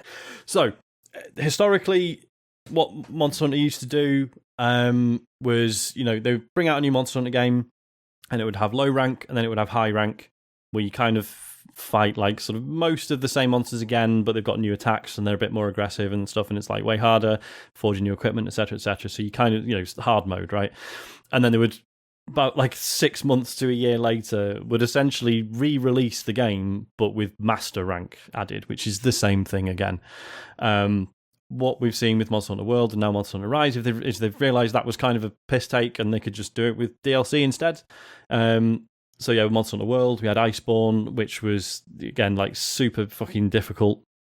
And yeah, so with Monster Hunter Rise, I'd finished like the story, right? The main campaign, and figured that would be enough to see the DLC.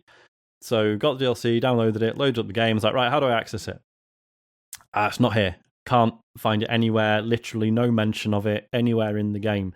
You have to clear low and high rank before you can play the DLC, because the DLC is purely master rank stuff. God. Right? Ouch. Yeah. And so I've done that, and I literally, like, last night I got through to the new the Sunbreak stuff, and I have had like an amazing time getting back into it, but it's kind of wild, right? That like, given how heavily Nintendo have been pushing this, like, at no point was it like, by the way, you need to have put like 55 hours into the main game before you can even see any of this, right? Like, it's very strange. And like, they give you like an armor set that's like amazing, and it's like better than anything you can actually make in high rank, basically. So it's like, look, just put this on and just get through all the high rank stuff, you'll be fine.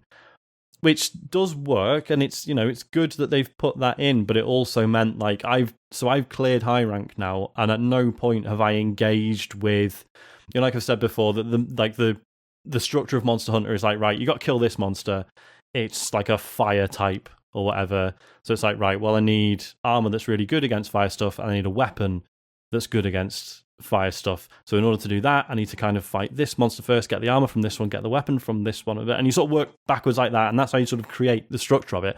I've not had to do any of that, because I've just put this armor on and just gone, well, I'll just do the next one, and I've just been grinding my way through it effectively.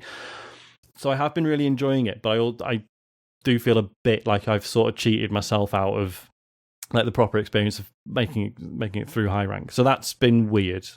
And yeah, and then I've spent about half an hour on the new stuff, which so far seems great, but I can't really comment on it beyond that. That's so frustrating. Really odd. Like I say, just some sort of... It's not even like, like you load the game up and it would come up with a thing saying, oh, we know you've got the DLC, just so you know, these are the steps to getting to it. Like, I had to Google it. I had to go look it up. Like, it doesn't tell you what to do, and there's no indication in game as to like how you're supposed to go about unlocking it. Although interestingly, I was talking to Ryan Zhao from Kane and Rince about this on Twitter, and he checked, and apparently like 50% of players have finished high rank, which is incredible because that's a lot of work. That's mad. That can't be right. That's what I thought, but yeah, I don't know where I got that figure from. Too far, I could have made it up. But. But then, it was like with Elden Ring, when it was like, oh yeah, like 2/3 of players have beaten Margit or whatever it was. And I was like, oh fuck, that's well done, everyone. That's that's really good. So these things do happen, I guess. So yeah, more on that next week, I guess. So are you're most playing on single player? Am I right? Yeah, I mean, because it does this. Well, yes and no. So it one thing that the older Monster Hunter games did, and they got rid of it for World, was that the quests, the hunts, whatever, are all split between village ones and hub ones. So the village one was your single player campaign, and then the hub was your multiplayer stuff. And then in World, they just merged it. It's like, well, it's one one quest line, whether there's people with you or not. It's just, you don't have to repeat anything. I thought that was really smart. For some reason, they got rid of that again for Rise, and they split it off again. But now the village quests only cover low rank stuff. And then you have to go into the hub quests, which are the multiplayer ones. You can still do them on your own. They're doable. But they are harder. One thing it does do that's quite cool is if you finish the campaign, rather than making you do the hub stuff from ground level, it kind of goes, right, just do this one quest and we'll let you go in at the high rank stuff in the hub. So that's quite good. Okay, that's quite cool. But to me, it's still weird that they split it. However, what you can do, and what I have done for a lot of the monsters that I just wasn't that fussed about fighting, is rather than starting the quest yourself, you can go to this quest board and basically pick the quest, and it will find someone else who's already doing it and just put you in their game if they've enabled, if they allowed people to join them. So there was so you can play them without the requiring communication or organisation. You just join them, exactly. Yeah, they join you, and just drops you in. And there's obviously, if I was playing with friends, then voice chat would be nice. But because I'm just being dropped into games of randoms, it's got all these sort of inbuilt call outs and stuff, sort of Apex Legends style, where your characters are always shouting what they're doing or what's happening or whatever. So that's really useful. But it does mean that there are some fights where I was like, oh man, this one's going to be really hard. I should probably join someone else. And then I join the game, and literally 20 seconds later, before I've even seen the monster, they've killed it. Right, that's that ticked off, I guess. On to the next one. It's been enjoyable, but there have been moments where it's I'm not playing this properly. This is weird. So yeah. So you can play with your friends if you want, right? But there's no voice chat, so you've got to engineer a solution for that. And it's. So do you think most people play multiplayer, but just with randoms? Possibly. I couldn't say. As I say, it does facilitate that quite well, but it just there's a reason this never really took off as a multiplayer game with me and people I know, because it just wasn't. I don't know, it just didn't feel like much of a social thing without the faff of everyone's getting a headset with 2 inputs and fucking doing all that shit. So yeah, it's so weird because obviously Monster Hunter World such a multiplayer focused game, and this has it, but in a totally different way. And this will be Nintendo's fault, because they've shown what they can do with World, as you say. That in terms of multiplayer stuff, that was seamless and worked really well. Whereas this is no voice chat, so presumably that was Nintendo's decision. So yeah, the other game I've been playing a bit of is NOCK, without the K, NOCK, as in knocking an arrow. This is a meta quest game. So this, I believe this only works on the Quest 2, which is a real shame because it would be fucking brilliant as a 4-player stream. But this is, I know we say this too much, it is a bit like Rocket League. I know. Oh, you mean Switch Sports? Yeah, it's a bit like Switch Sports football, except you kind of skating around. So you use one arm to pull yourself around, and you have there's really low friction, right? So you just do one sort of pull across the ground, and you go zooming across, and you have a bow and arrow, and that's how you hit the ball and how you send the ball flying around. And it's incredible. It's so much fun. It's £8.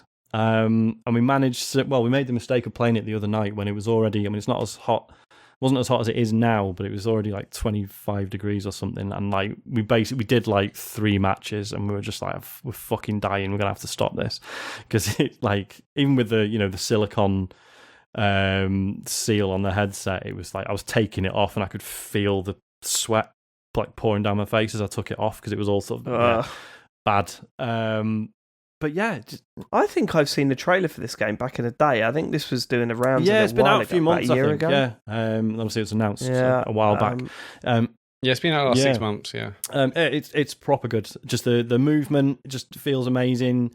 And just so you use your left hand to kind of skate around, and that's how you do sort of horizontal movement. If you want to jump, you pull the grip button on the right controller and smash it into the ground, and it just feels amazing. Sort of watching the ball, going flying and being right, and you fucking skate over and bang, fly into the air, and then pulling the arrow back, and and then you miss, obviously, because I'm not very good at the game, but for a second, you're like, this is going to be incredible. And then you let the arrow fly and ruin it all. But yeah, just really, really, really good fun. And it's £8. It's like, there's like a lot of sort of sports-like stuff on VR now, but this is probably one of the most fun ones I've played. There's like some really good like table tennis sims and stuff, and they are really good. But then you play something like this, and it's like, man, dream bigger. Come on, like we like the sort of emulating real sports is like ground level. Like there's so much like more interesting stuff we can do with VR. But then Walkabout Mini Golf is like one of the best games I've ever played. So hey ho. That's it for me. Cool. James, what have you got to talk about? The only thing I've really played this week is Super Mario Galaxy. Which I went back to this because... Well, you know how I played the 3D collection? Like I played Mario 64 and then Sunshine. Kind of hated both of them by the end because of how they've kind of aged. And I was just thinking, I want to play Galaxy, and hopefully it's still as aged like better than the other ones. And so I put that on. I finished it with all 120 stars, like over a week, basically. But it's amazing. It's still an incredible game. Like I mean, I still think that Odyssey is probably slightly better, but it's absolutely fantastic. The only thing which I would still complain about slightly is the motion controls are problematic in parts in this game, and very irritating to the point where you're like, if they didn't have this would maybe be like the perfect game. I don't know why. Yeah, I think that was the big thing that makes me go, no, Odyssey is much better, because the motion control stuff, like I hate pointing at those things, the crystals. I hated all of that. It's not even that so much. There's some bits where you have to do like you jump on top of like a ball, and then you have to tilt the controller to like make it go around the maze or whatever, and it's completely uncontrollable in places. And you're just like, this is awful. Like, I don't know. I mean, who thought this was good. And never mind the fact that like obviously in Odyssey the motion controls are there, but you can totally do the game without them if you want. Like they're not essential. Yeah. Whereas with Galaxy, like get used to it or don't play it, I guess. Yeah, but I mean, as I said, I got used to it, and I got all 120 stars. But then now, you see, I've never completed it like before, because that to completely finish the game, you have to play it through again, but as Luigi. Oh, right. And then you get, and then you have to. There's one extra star that you can get, like in another, like it's another galaxy that's unlocked, and so I'm going to do that like at some point. But I got to the point where I was like, okay, I'm finished with this now. I've had an amazing time with it because it's so good. But then I'll go back to it later and play as Luigi again, because I don't think I can do it again right now. Even though it was much shorter than I remember it to be. It's you think like it's one of the I mean, Odyssey took me a lot longer, I think, than Galaxy did to finish. It's a much bigger game, I think. I mean, it's fantastic. You know what weirds me out about that? We had all those theories when they said they were gonna stop selling that collection in March. Yeah. Was it March 2021 they were gonna stop? It was 2022. Must have been 22, yeah. Really? So they said they were gonna stop selling it. They did. And we were all going, well, they'll sell them piecemeal, won't they, after that? They haven't. No, they haven't. Like, maybe they'll release it again, but with Galaxy 2 included. They haven't. But it's almost weird. There's no conspiracy, bizarre. Isn't it? Yeah. Like, nothing has happened to make that make sense. Why have you done that then? Yeah. It's also really disappointing that you can't play Galaxy 2. Yeah. Because, I mean, that's even better, like from what I remember than the first one. I think that's the only 3D... Well, no, it's definitely the only 3D Mario game that I haven't played. Because it's the one where they started to really just like try all sorts of like really crazy stuff, but like in a really good way. Like they were just like, we can do whatever we want with this. And there's some really incredibly creative stuff in Galaxy 2 that you don't get from the first one. And it's a shame that it's not been re-released. I mean, maybe they will at some point, but I mean, the list of games that Nintendo should re-release is huge by this point, and it's irritating. Yeah. It's a strange one, that. Strange, but there you go. Before we move on to questions, I would like to give a quick shout out to Teenage Mutant Ninja Turtle Shredder's Revenge. Because good, isn't it? I've been playing that with the boys, and oh my god, I don't like beat 'em up games like that. I don't like the side-scrolling beat 'em up scene. This, however, is just I'm having more fun on this than I ever have in this genre of video game. It's just so much fun, really fun. Just everything about. I can't believe how beautiful it looks and how well how well animated it is. It just it's so much fun, that game. It's definitely not as technically accomplished as Streets of Rage 4, but there's just a fucking pace to it, isn't there? It's just... See, that's the thing to me, is that Streets of Rage 4 has always been... any Streets of Rage game, to me, Alright, James, I get it, you like those games. But to me, that I'm doing the same thing in these that I would in those games. Mm-hmm. No, you know? It doesn't feel any different to me. No, it's quite different. Well, yeah, but it doesn't feel any different to me, James. And okay. I'm just enjoying this so much more. Like, I just love visually, I love it. I love the enemies. I love, grabbing hold of them and chucking them towards the screen. All of that stuff. So yeah, we've been absolutely smashing the shit out of that game. Charlie plays us Splinter every time for some reason. No, loves Splinter. Loves a bit of Splinter, that boy. Yeah. Highly recommended if you've got kids, man. That is well worth trying, because we've just been really enjoying it. That's it for what we've been playing. Yeah, right. That's it. Good. Let's get some questions. Sorry about what?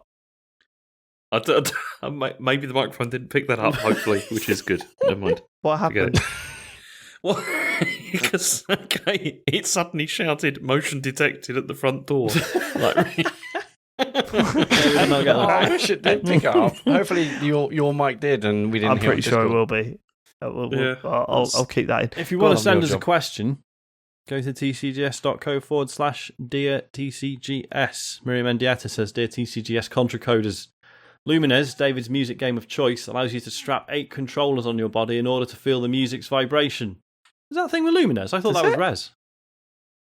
Yeah, I thought that was Res too. Doubts. Got doubts, Maria? All right, I'll do a bit Googling, shall I? Rather than ask... It was definitely Res. It could be both. She says, rather than ask whether David has attempted this, my question this week is, which Switch game would benefit from adding a bespoke rumble feature? If only Sega would re-release Samba de Amigo and turn the Joy-Cons into maracas. Keep up the excellent work and conventions. Sincerely, Maria. Yeah, no, it looks like Lumines. It does the same thing, yeah. Lumines Remastered is a total body experience. Never doubt. Why did I doubt Maria? Maria? I think it's the same thing. Sorry, Maria. Can't believe you did that. Maria. Me neither. Shouldn't have doubted. Can we edit it? Wow. Question. Too late. Maria Mendieta correctly says, so we all go, yes, go on. Yes. Yes, I'm aware of this. Yes, 100% definitely, yeah, sure. Yeah. What would you do with Switch Rumble? Because no one else have they? It's kind of... Well, what's weird about that is that fucking... I mean, it doesn't... Not all games work that well, but most games use the Rumble in the DualSense to some... It's the same technology, isn't it? I don't know. Because the thing with the DualSense is the sort of the friction on the triggers and stuff as well, right? That's the big part of it. No, yeah, I know, yeah. Not minus the trigger stuff, but the actual rumbling is just haptic feedback, isn't it? So, I'd imagine these things have got. The Joy-Con solution is probably significantly more hacked together than the DualSense one. You're probably right. Yeah, Nintendo has haptic feedback. Hey, nice. Because is it, Sean? Is it?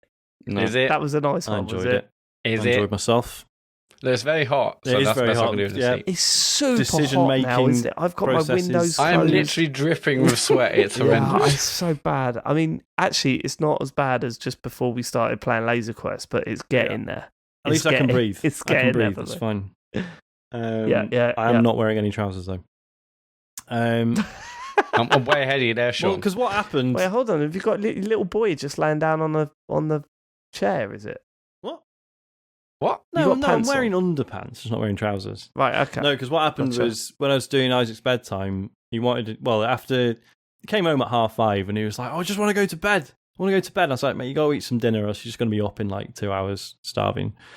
And then when it finally got to actual bedtime, he wanted me to get in the bath with him, which is like always really nice. I don't know if your kids do this. No. Okay. We always wanted to get in the bath with him. And like, it's always really good fun, but like, it's not fucking big enough. There's no I'm so basically just have to sit like cross-legged in the bath. It's not comfortable. And then when it came to getting dressed afterwards, I was like, I ain't fucking putting trousers on again. Fuck that. What's the point? And that's how I've remained ever since. I didn't really. Have you got a t-shirt on? I've got a t-shirt on, yeah. So just t-shirt and pants. You've got a t-shirt on in this heat. Jesus Christ. I've got bits of dinner slopped so all over. You're literally just sitting there in pants then, Matt? I'm not even sitting. It's too hot to sit on the chair. I'm kneeling. What? I'm kneeling. I'm on one knee, and I've got a white towel like I'm playing at Wimbledon. That's how hot it is in this room. James, how are you rolling over there? Just pants and a t-shirt, innit? Nice. It's too hot. El Clasico. Why have you got tops on? What's wrong with you? It's very hot, isn't it? I've got t-shirt and shorts on. That'd do. You got shorts on? Right, so oh, Jesus. Right, what game of Rumble? I don't know. Mario. Sorry, Maria. It's very hot. It is very hot. Dan. Hello, Dan. Dan. Hi, lads. A question that's slightly been asked. I remember that. Do you remember that, Matt? Yeah. Dan. That's classic. It's classic. Do you know when I met Matt? He hadn't seen any Alan Partridge. No way. That's incredible. That was weird. And now look at us. I bought. Now you're referencing it, aren't you, mate? Yeah. After you guys bought one of the DVDs for Christmas, didn't you? You guys. It was just and me. or James? Was it James? No, just me. Just me. I bought you both seasons. Thanks for that. James bought fuck all. Dan says, "Hi lads. A question that's slightly been asked before. It has, but it's fine. But me and my partner have recently had the exciting news that we are expecting our first child. And as an avid gamer... Oh, well done. Yeah, good job. As a gamer, I'm wary that this is about to change my gaming habits forever. My question is, did you manage to get any gaming time in during the first year of your newborn children? And if so, how and what recommendations can you suggest? What should my expectations be during this period outside of having zero sleep? I've listened to you all from the Joypod / Midnight Resistance / Dark Zero days, so keep up the good work. This is PS. It'd be good if you get John Denton back on the show as a guest, as it's been a long time since we've heard him with the gang. Cheers. He's too big for us. Too big for us. Return to cools. Well, because I thought this came up on a stream the other week, and then I was like, oh, someone's asked us if we can have John back on, but I won't read it out because you said no the other day, and then you were like, no, did I? What?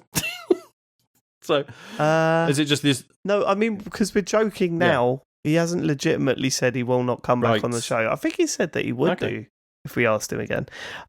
But yeah, no, that bit was just about a joke about him not returning our calls. Sean. Right, gotcha. Talk to him on the reg. Yeah, he's returned every call I've ever made. Yeah, he returns calls that I didn't even make. Yeah, too many calls of anything, John. Calm it down. Could you not return some of them, please? As for the, I mean, yeah, this is something we've covered before, but it's not been a while since we spoke about this. So, if any of you newcomers that are expecting to be a parent anytime soon, do not worry, because that first year you get a lot of games. It's the best year. Hang on. It will be different time. Hang on. It will be different types of gaming. Hang on. For sure. Go on. Well, multiplayer gaming's pretty much out, right? Well, that basically, like, I hardly got to play anything for the first year because Isaac had really bad colic for the whole time. So you didn't even have those moments where you were just like sitting in the front room at like 3 a.m. just playing a game? Really, no. I mean, I played a fair bit of like Stardew Valley on and off on the Switch because that just come out. That was a lifesaver. But yeah, basically. Yeah, but I guarantee if you go back and look at your clock, it's like 700 hours, and you go, oh no, I did play quite a bit of gaming then. Yeah, because for me, specifically the first 3 to 4 months. It was like, oh my God, like I'm too scared to fall asleep anyway, just in case something happens. And you know, being up in the night and all that sort of stuff. Joe being asleep as much as she can during the day. I got loads of that. I pretty much played through Dark Souls. That's right, yeah. But that must have been a fucker because you can't that was pause that. Because I remember that was the bad side of it. So like Monster Hunter World, funnily enough, came out when Isaac was like 4 or 5 months old, and yeah, like I put like a bit of time into it, but then it just very quickly became like, yeah, I can't pause this. This is unplayable because Isaac would just interrupt it at any given moment.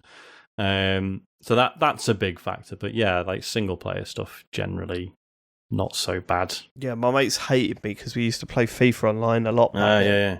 And it'd just be like, I got to go.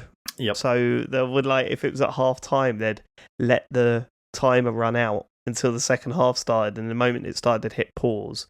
Then there was another 15 seconds, and then they get a text from me saying, "No, I ain't coming back." So they just had to cancel and take the loss. But the online gaming, forget about it. Get a Switch. Yeah, if you don't have amazing advice. If you already got a Switch, Steam Deck ? I don't know. Steam Deck, yeah, possible. Might be a good investment. Or now, you could get like a Razer Kishi or something and play Xbox like cloud gaming. True. If you want to play console game on your phone. You got a baby on your chest or whatever. The thing to brace yourself for is like, so like when Isaac would fall asleep on me, it was like, right, I can't move. What can I reach from where I'm currently? So like, if you're going to start trying to get the baby to sleep, make sure you've got a remote and a controller within reach. Miyu Mini. That's not a bad shout. Keep that in your pocket, mate. You get some classics done. I mean, I only got gaming done in the first 4 weeks, really, and then it all kind of went to shit. Kicked off. I still found myself enough time to game. It was mainly because Joe was going to bed like really early. And I was I might as well look after the baby until 1 in the morning. Yeah, that's the weirder side of it, isn't it? Is that obviously like you're a team with your partner and you're working together, but a lot of the time that means one of you sleeping while the other one is awake. And you do sort of live like separate lives for a little bit. It's weird. Yeah, it's weird.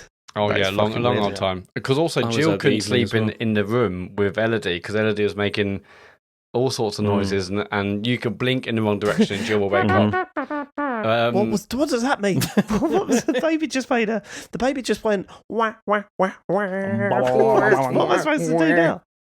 Ring 111 now.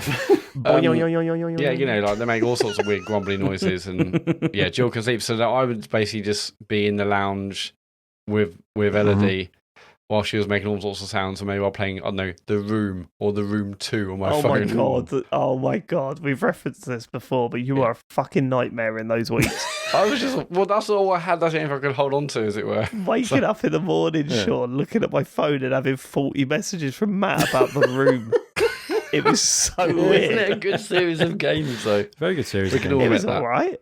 I'm surprised you had the. If I played them, I was going to say, I'm surprised you had the cognitive ability to deal with those at that point. I mean, they took me a long time, Sean. So don't know if I did. Fair enough. But handheld stuff is the way to go. It's that's what I did. Yeah. Get the Game Boy Advance out, play some of that. Yeah, because even if you can get the TV on, it's like turn the volume down, turn the fucking volume down. Handheld stuff. Yeah, with Charlie, I had Tetris Effect. Oh yeah, you love because it the songs used to chill him out. Yeah, you get lucky with a few of those, don't you? What was it? That was good. I can't remember, but yeah, there was a few when he was really little. Anything with because they say like when think of it. Because their brains are still forming, they really like anything high contrast, which is why if you go on YouTube, there's these like high contrast baby videos and they're awful, but they do work. And same goes for games. So like a lot of retro stuff, like pixel arty stuff with like a limited color palette, like they'll just be like, "What the fuck?" because it's like so much more discernible to them than like anything with shades, Well, they're actually looking at it and going, "What the fuck? Get a modern console, where's the fucking RTX, you loser?" Alternatively, Match of the Day works just as well for that. Oh, that's right. I remember. There's a lot of colours on screen. I'm like, if I bloody will have to, Elodie. Good times. But yeah, it's bad times. Earliest days were, it's different for everyone. I found it the hardest to begin with, and then it's basically just steadily improved since. We had a couple of dips when he started hitting and screaming at us for no reason. That was good. But yeah, you'll be all right. Sorry, it sounded like you just went into like a weird rambly moment where you just had flashbacks then. Yeah, pretty much. It was not a good time. Well, I alluded to this before, haven't I, a couple of times. Yeah, I just had a really awful phase of just not even tantrums, just being abusive. Like, it was just weird. Yeah. But he seems to be over it now, thank God. Yeah, Dan, it's not going to be easy, but you will get through it, and it is obviously worth it and the best thing ever. But my God, the first year was not good. Well, I know the first 2 years were bad, but the first year was even worse. But not going in specifics, because we all did. Sean. Yeah. not going into specifics, but I still every now and then think about the Childgate video. Oh, can you send me that? I've lost it. I don't know if I've still got it. I'll try and find it. It's one of the funniest fucking things of all time. Okay. I mean, you call it Childgate video. That sounds like it's a scandal. Yeah, like, you know, that's what I thought you meant. I was like, I don't remember this. This is something horrendous. I'm going to have to explain it now. It's just a video where basically Isaac was like, so we had one of those baby gates between living room and the kitchen that was like just held on by friction, right? It's like you just turn the screws and it kind of just sits in the doorway, which is fine until the baby or toddler realizes they can just boot it really hard. So Isaac had like kicked it out at the bottom and was like holding on at the top. So I was like, oh, this is quite funny. I'll get a video of it. And of course, as I start filming, he like fucking pulls it down on himself and just falls on the floor. And then there's just like a split second of me going, oh, fuck! And then the video stops. Yeah. So yeah, it's good. Classic Childgate. Top parenting, play that at his 18th. Yeah, and a player's wedding. Yeah. Yep. I'll find it. I love it. You can still find them. Can. So there's nothing vicious. Yeah, finally. We all. So, in a way. Adam, expat from Brisbane. Is it Brisbane or Brisbane? It's Brisbane, isn't Brisbane, it? Brisbane. Yeah, Brisbane. Brisbane, Australia. I say tube. My question is whether any of you have ever had a weird dream about games or gaming. I had a dose of the flu last week, and one of the fever dreams it brought on was very strange. I dreamed I was back in the UK in my hometown of Leeds and got involved in a car chase that ended up with me witnessing the robbery of a delivery of PS5s and peripherals from the back of a white transit van. The weird thing is that the type of peripherals that were in the van, all boxed up in official Sony boxes with bright logos and even artwork that my flu-addled brain had created from nothing, they were inverted V shapes of plastic that were about 3 feet tall with splayed feet at the bottom, and the box artwork showed people sitting on them to simulate horse riding. This sounds brilliant. Hang on, let's just throw back on this. Inverted V shapes of plastic, so like a triangle, right? Of like an A.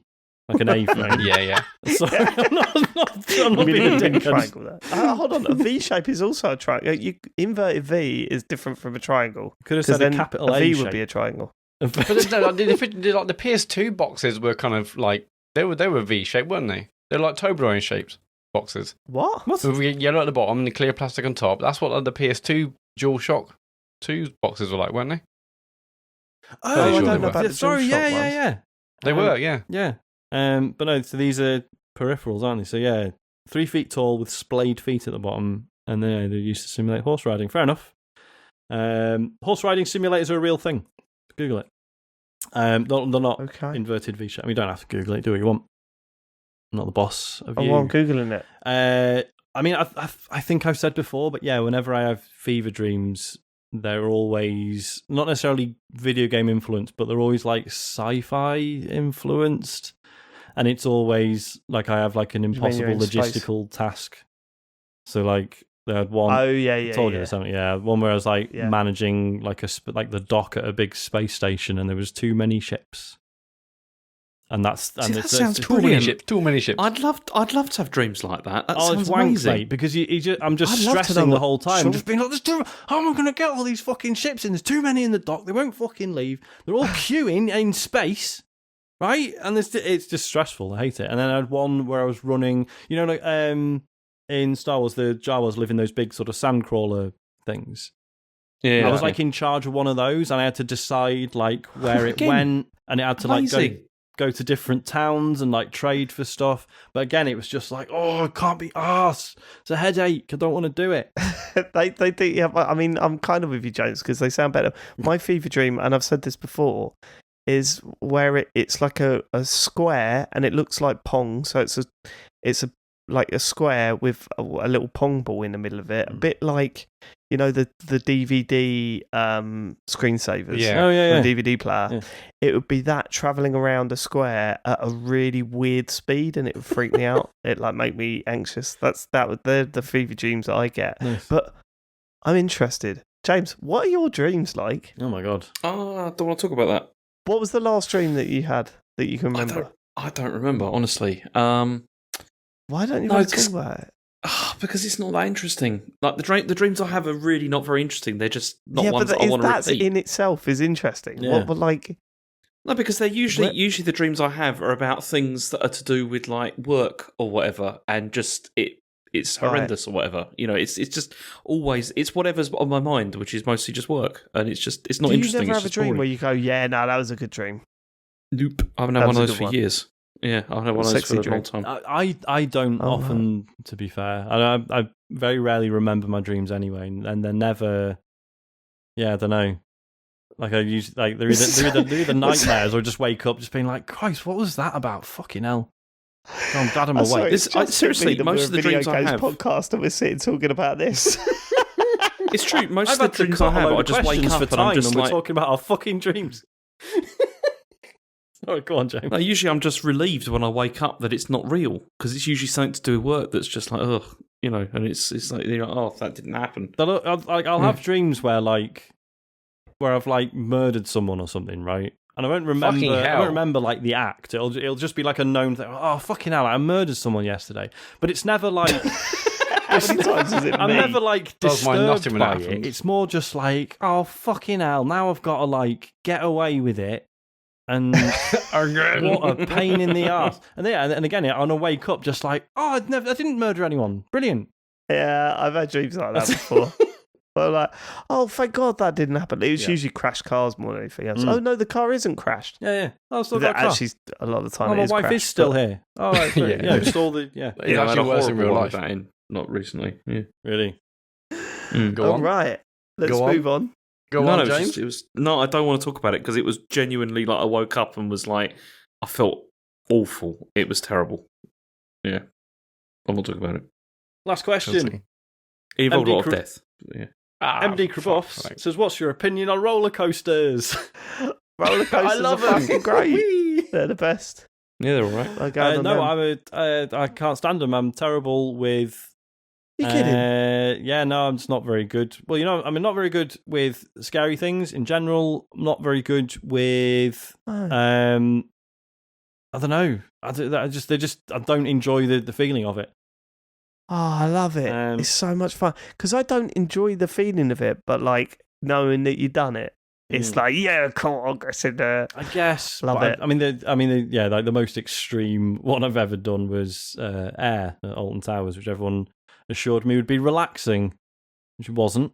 Wait, hold on, which one's Air? It's the one that, relatively speaking, is quite relaxing. I think it's pretty. Right, okay. It's not particularly intense. But I thought you were going to say the only one of any note, any adrenaline I've done is Professor Burp's Bubble Works. So the what? We're around on that. That's gone now. Big cow. Oh no. Well, yeah, but they've just repurposed it, haven't they? It's still there. Have they? What they got repurposed it to a Sonic thing. It's the same ride. It's the same ride, but they've just stuck the Gruffalo in it. The Minions? I was joking, but yeah, I'll take any Bubble Works, you know, alternative. Yeah, just whack the Gruffalo in there, and then they've got the Gruffalo ride. I'm more of a Stickman fan. Stickman's very good. Have you seen Stickman in there, isn't there? Have you seen the telly version of that? I have, yeah. So it's good. Great. I love the book. I love the telly, man. It's just good, isn't it? Here's how bad I am with roller coasters. I don't like it when my car goes over like a hump on like a country lane. I thought you meant over like a verge, and like a grass verge. When my car goes off a cliff. I don't like going down the curb. No, because I always annoy New because everyone would go over one. Partly because I actually find it uncomfortable, but also partly for a joke. I'll just go like as we go over it. Oh, that's crazy. So because we've got like a road down ours, we call it the bridge. It's not a bridge. It's just like a big hump, and it's one of those humps that if you go over at the right speed, it makes everyone's like stomach go funny. In the car. I love that. Wait, speed up! I go over that way too quickly. Although, do you know what is 30 mile an hour road? I get it way less when I'm driving, as if that makes any difference. Yeah, no, that's of course, yeah. That's the thing. Maybe that's you know what trick. You're doing acceleration-wise. I'll go on all the roller coasters in the world if I can drive them. Oh, that's it. Maybe we can get you to drive a roller coaster. That's TCGScon 2023. Yep. But Sean's doing the driving. Maybe that's what we do, you know. We go to a fucking theme park and then we do the live show on the Nemesis. but Sean has to drive it.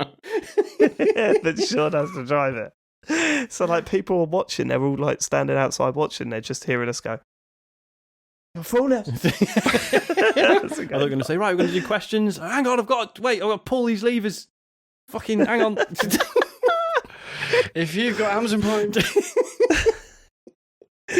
leave it, Matt. They've gone. Traditional TV. Right, is that it? That's it. Socials, Matt. Epic Creator. Oh yeah. Okay. So yes, socials. It's been so long. I've almost forgotten how they work. Streams this week. On Thursday, Sean is streaming the Escape... Sorry, is it the Escape Academy or just Escape Academy? I think it's just Escape Academy, like Facebook. But Sean's doing it with a special guest, Sarah Dyer. Yeah, mate. Not sure if you remember. She was on the live show, wasn't she? Yes. Sarah Dyer, Sean Bell, this Thursday from 9 on twitch.tv/TCGScon. They're streaming the Escape Academy, the escape room game on PC. Oh no, it was on Game Pass on that day as well. It's Game Pass and it's PC and Xbox. Awesome. So yeah, that's on Thursday. On Friday from 9, James is streaming something new. James is streaming The Quarry. It's the new supermassive game. Everyone seems to be raving about it.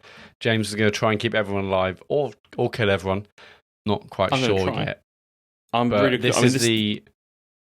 Sorry, James.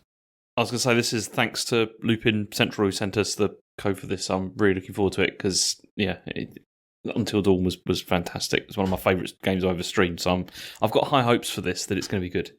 Yeah, it's basically like the spiritual sequel to that game. So that is Friday from 9. They're both on twitch.tv/TCGSco. If you miss them live, you can search on YouTube and you can watch previous streams on there. But back on Twitch, if you've got Amazon Prime, you've got Twitch Prime Gaming. Connect your Twitch account with your Amazon Prime account and you get a Twitch Prime sub you can give to anyone you want. You can't keep it. So why not go over to our channel, give it to us. We hugely appreciate it.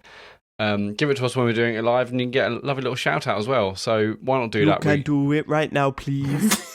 Oh, I love the Beatles. Anyway, that's streaming stuff. Patreon.com/TCGS is our Patreon page. We've got the bonus shows still to come this month. Obviously, it's a little bit later in the month because we've had a busy couple of weeks. The video kind of talks over, or are we doing Tour Noir this month? Is that what we're going to do? Yeah. But I'm still waiting to find out what the game's going to be because Sean's got a pick. Yeah, there's one I've got in mind, but I'm not sure it'll work. If it doesn't work, then it'll be Walkabout. I mean, is it going to work better than the last round, Sean? You don't need to worry about it working, do you? You just say what it is and James has to organise it. I've got to organise it, haven't I? I guess. I'll let you know. Leave it to James. Leave it to him a game. That was what was really funny about Le Tournoi last time. Sean was like, and understandably so, right? But Sean was like, no, James, I think what you should do. And I'm like, Sean, let him go. We need to let him find his feet with this. Yep. So you just name which game you want for it, and then James has to fucking cobble together the tournoi. Cool. All right.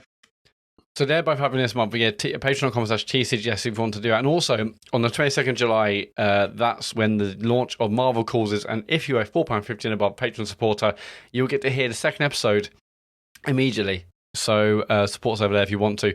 The website's tcgs.co for everything else. I think it's our gorgeous Discord. It's a Discord, I must say, like it's been so busy in the lead up and also like post TCGScon. It's been amazing to see so many of you over there. So again, links to the Discords on our website, as are links to socials, podcasts, probably other Twitch stuff. One other thing, we forgot to mention this at the beginning, but I massively want to thank Nathan and Foxy Moron who took some amazing pictures of TCGScon. We've used one of header pictures and profile pictures, and everyone's been massively impressed. So thank you to you two. It was awesome to see it kind of from I know you both are taking pictures of previous live shows, so massive thank you to them too for your amazing pictures of TCGScon. Cool. We will catch you next week. Thank you so much for living it. Oh, it's bloody hot, isn't it? And it's going to be the same next week as well, apparently. So I heard. I've only just heard that today, and I'm all for it. Are you? Bring it on. Yeah, I love that. Yeah, why not? Fuck it, but just melt me. Goodbye. Bye. Goodbye. Goodbye.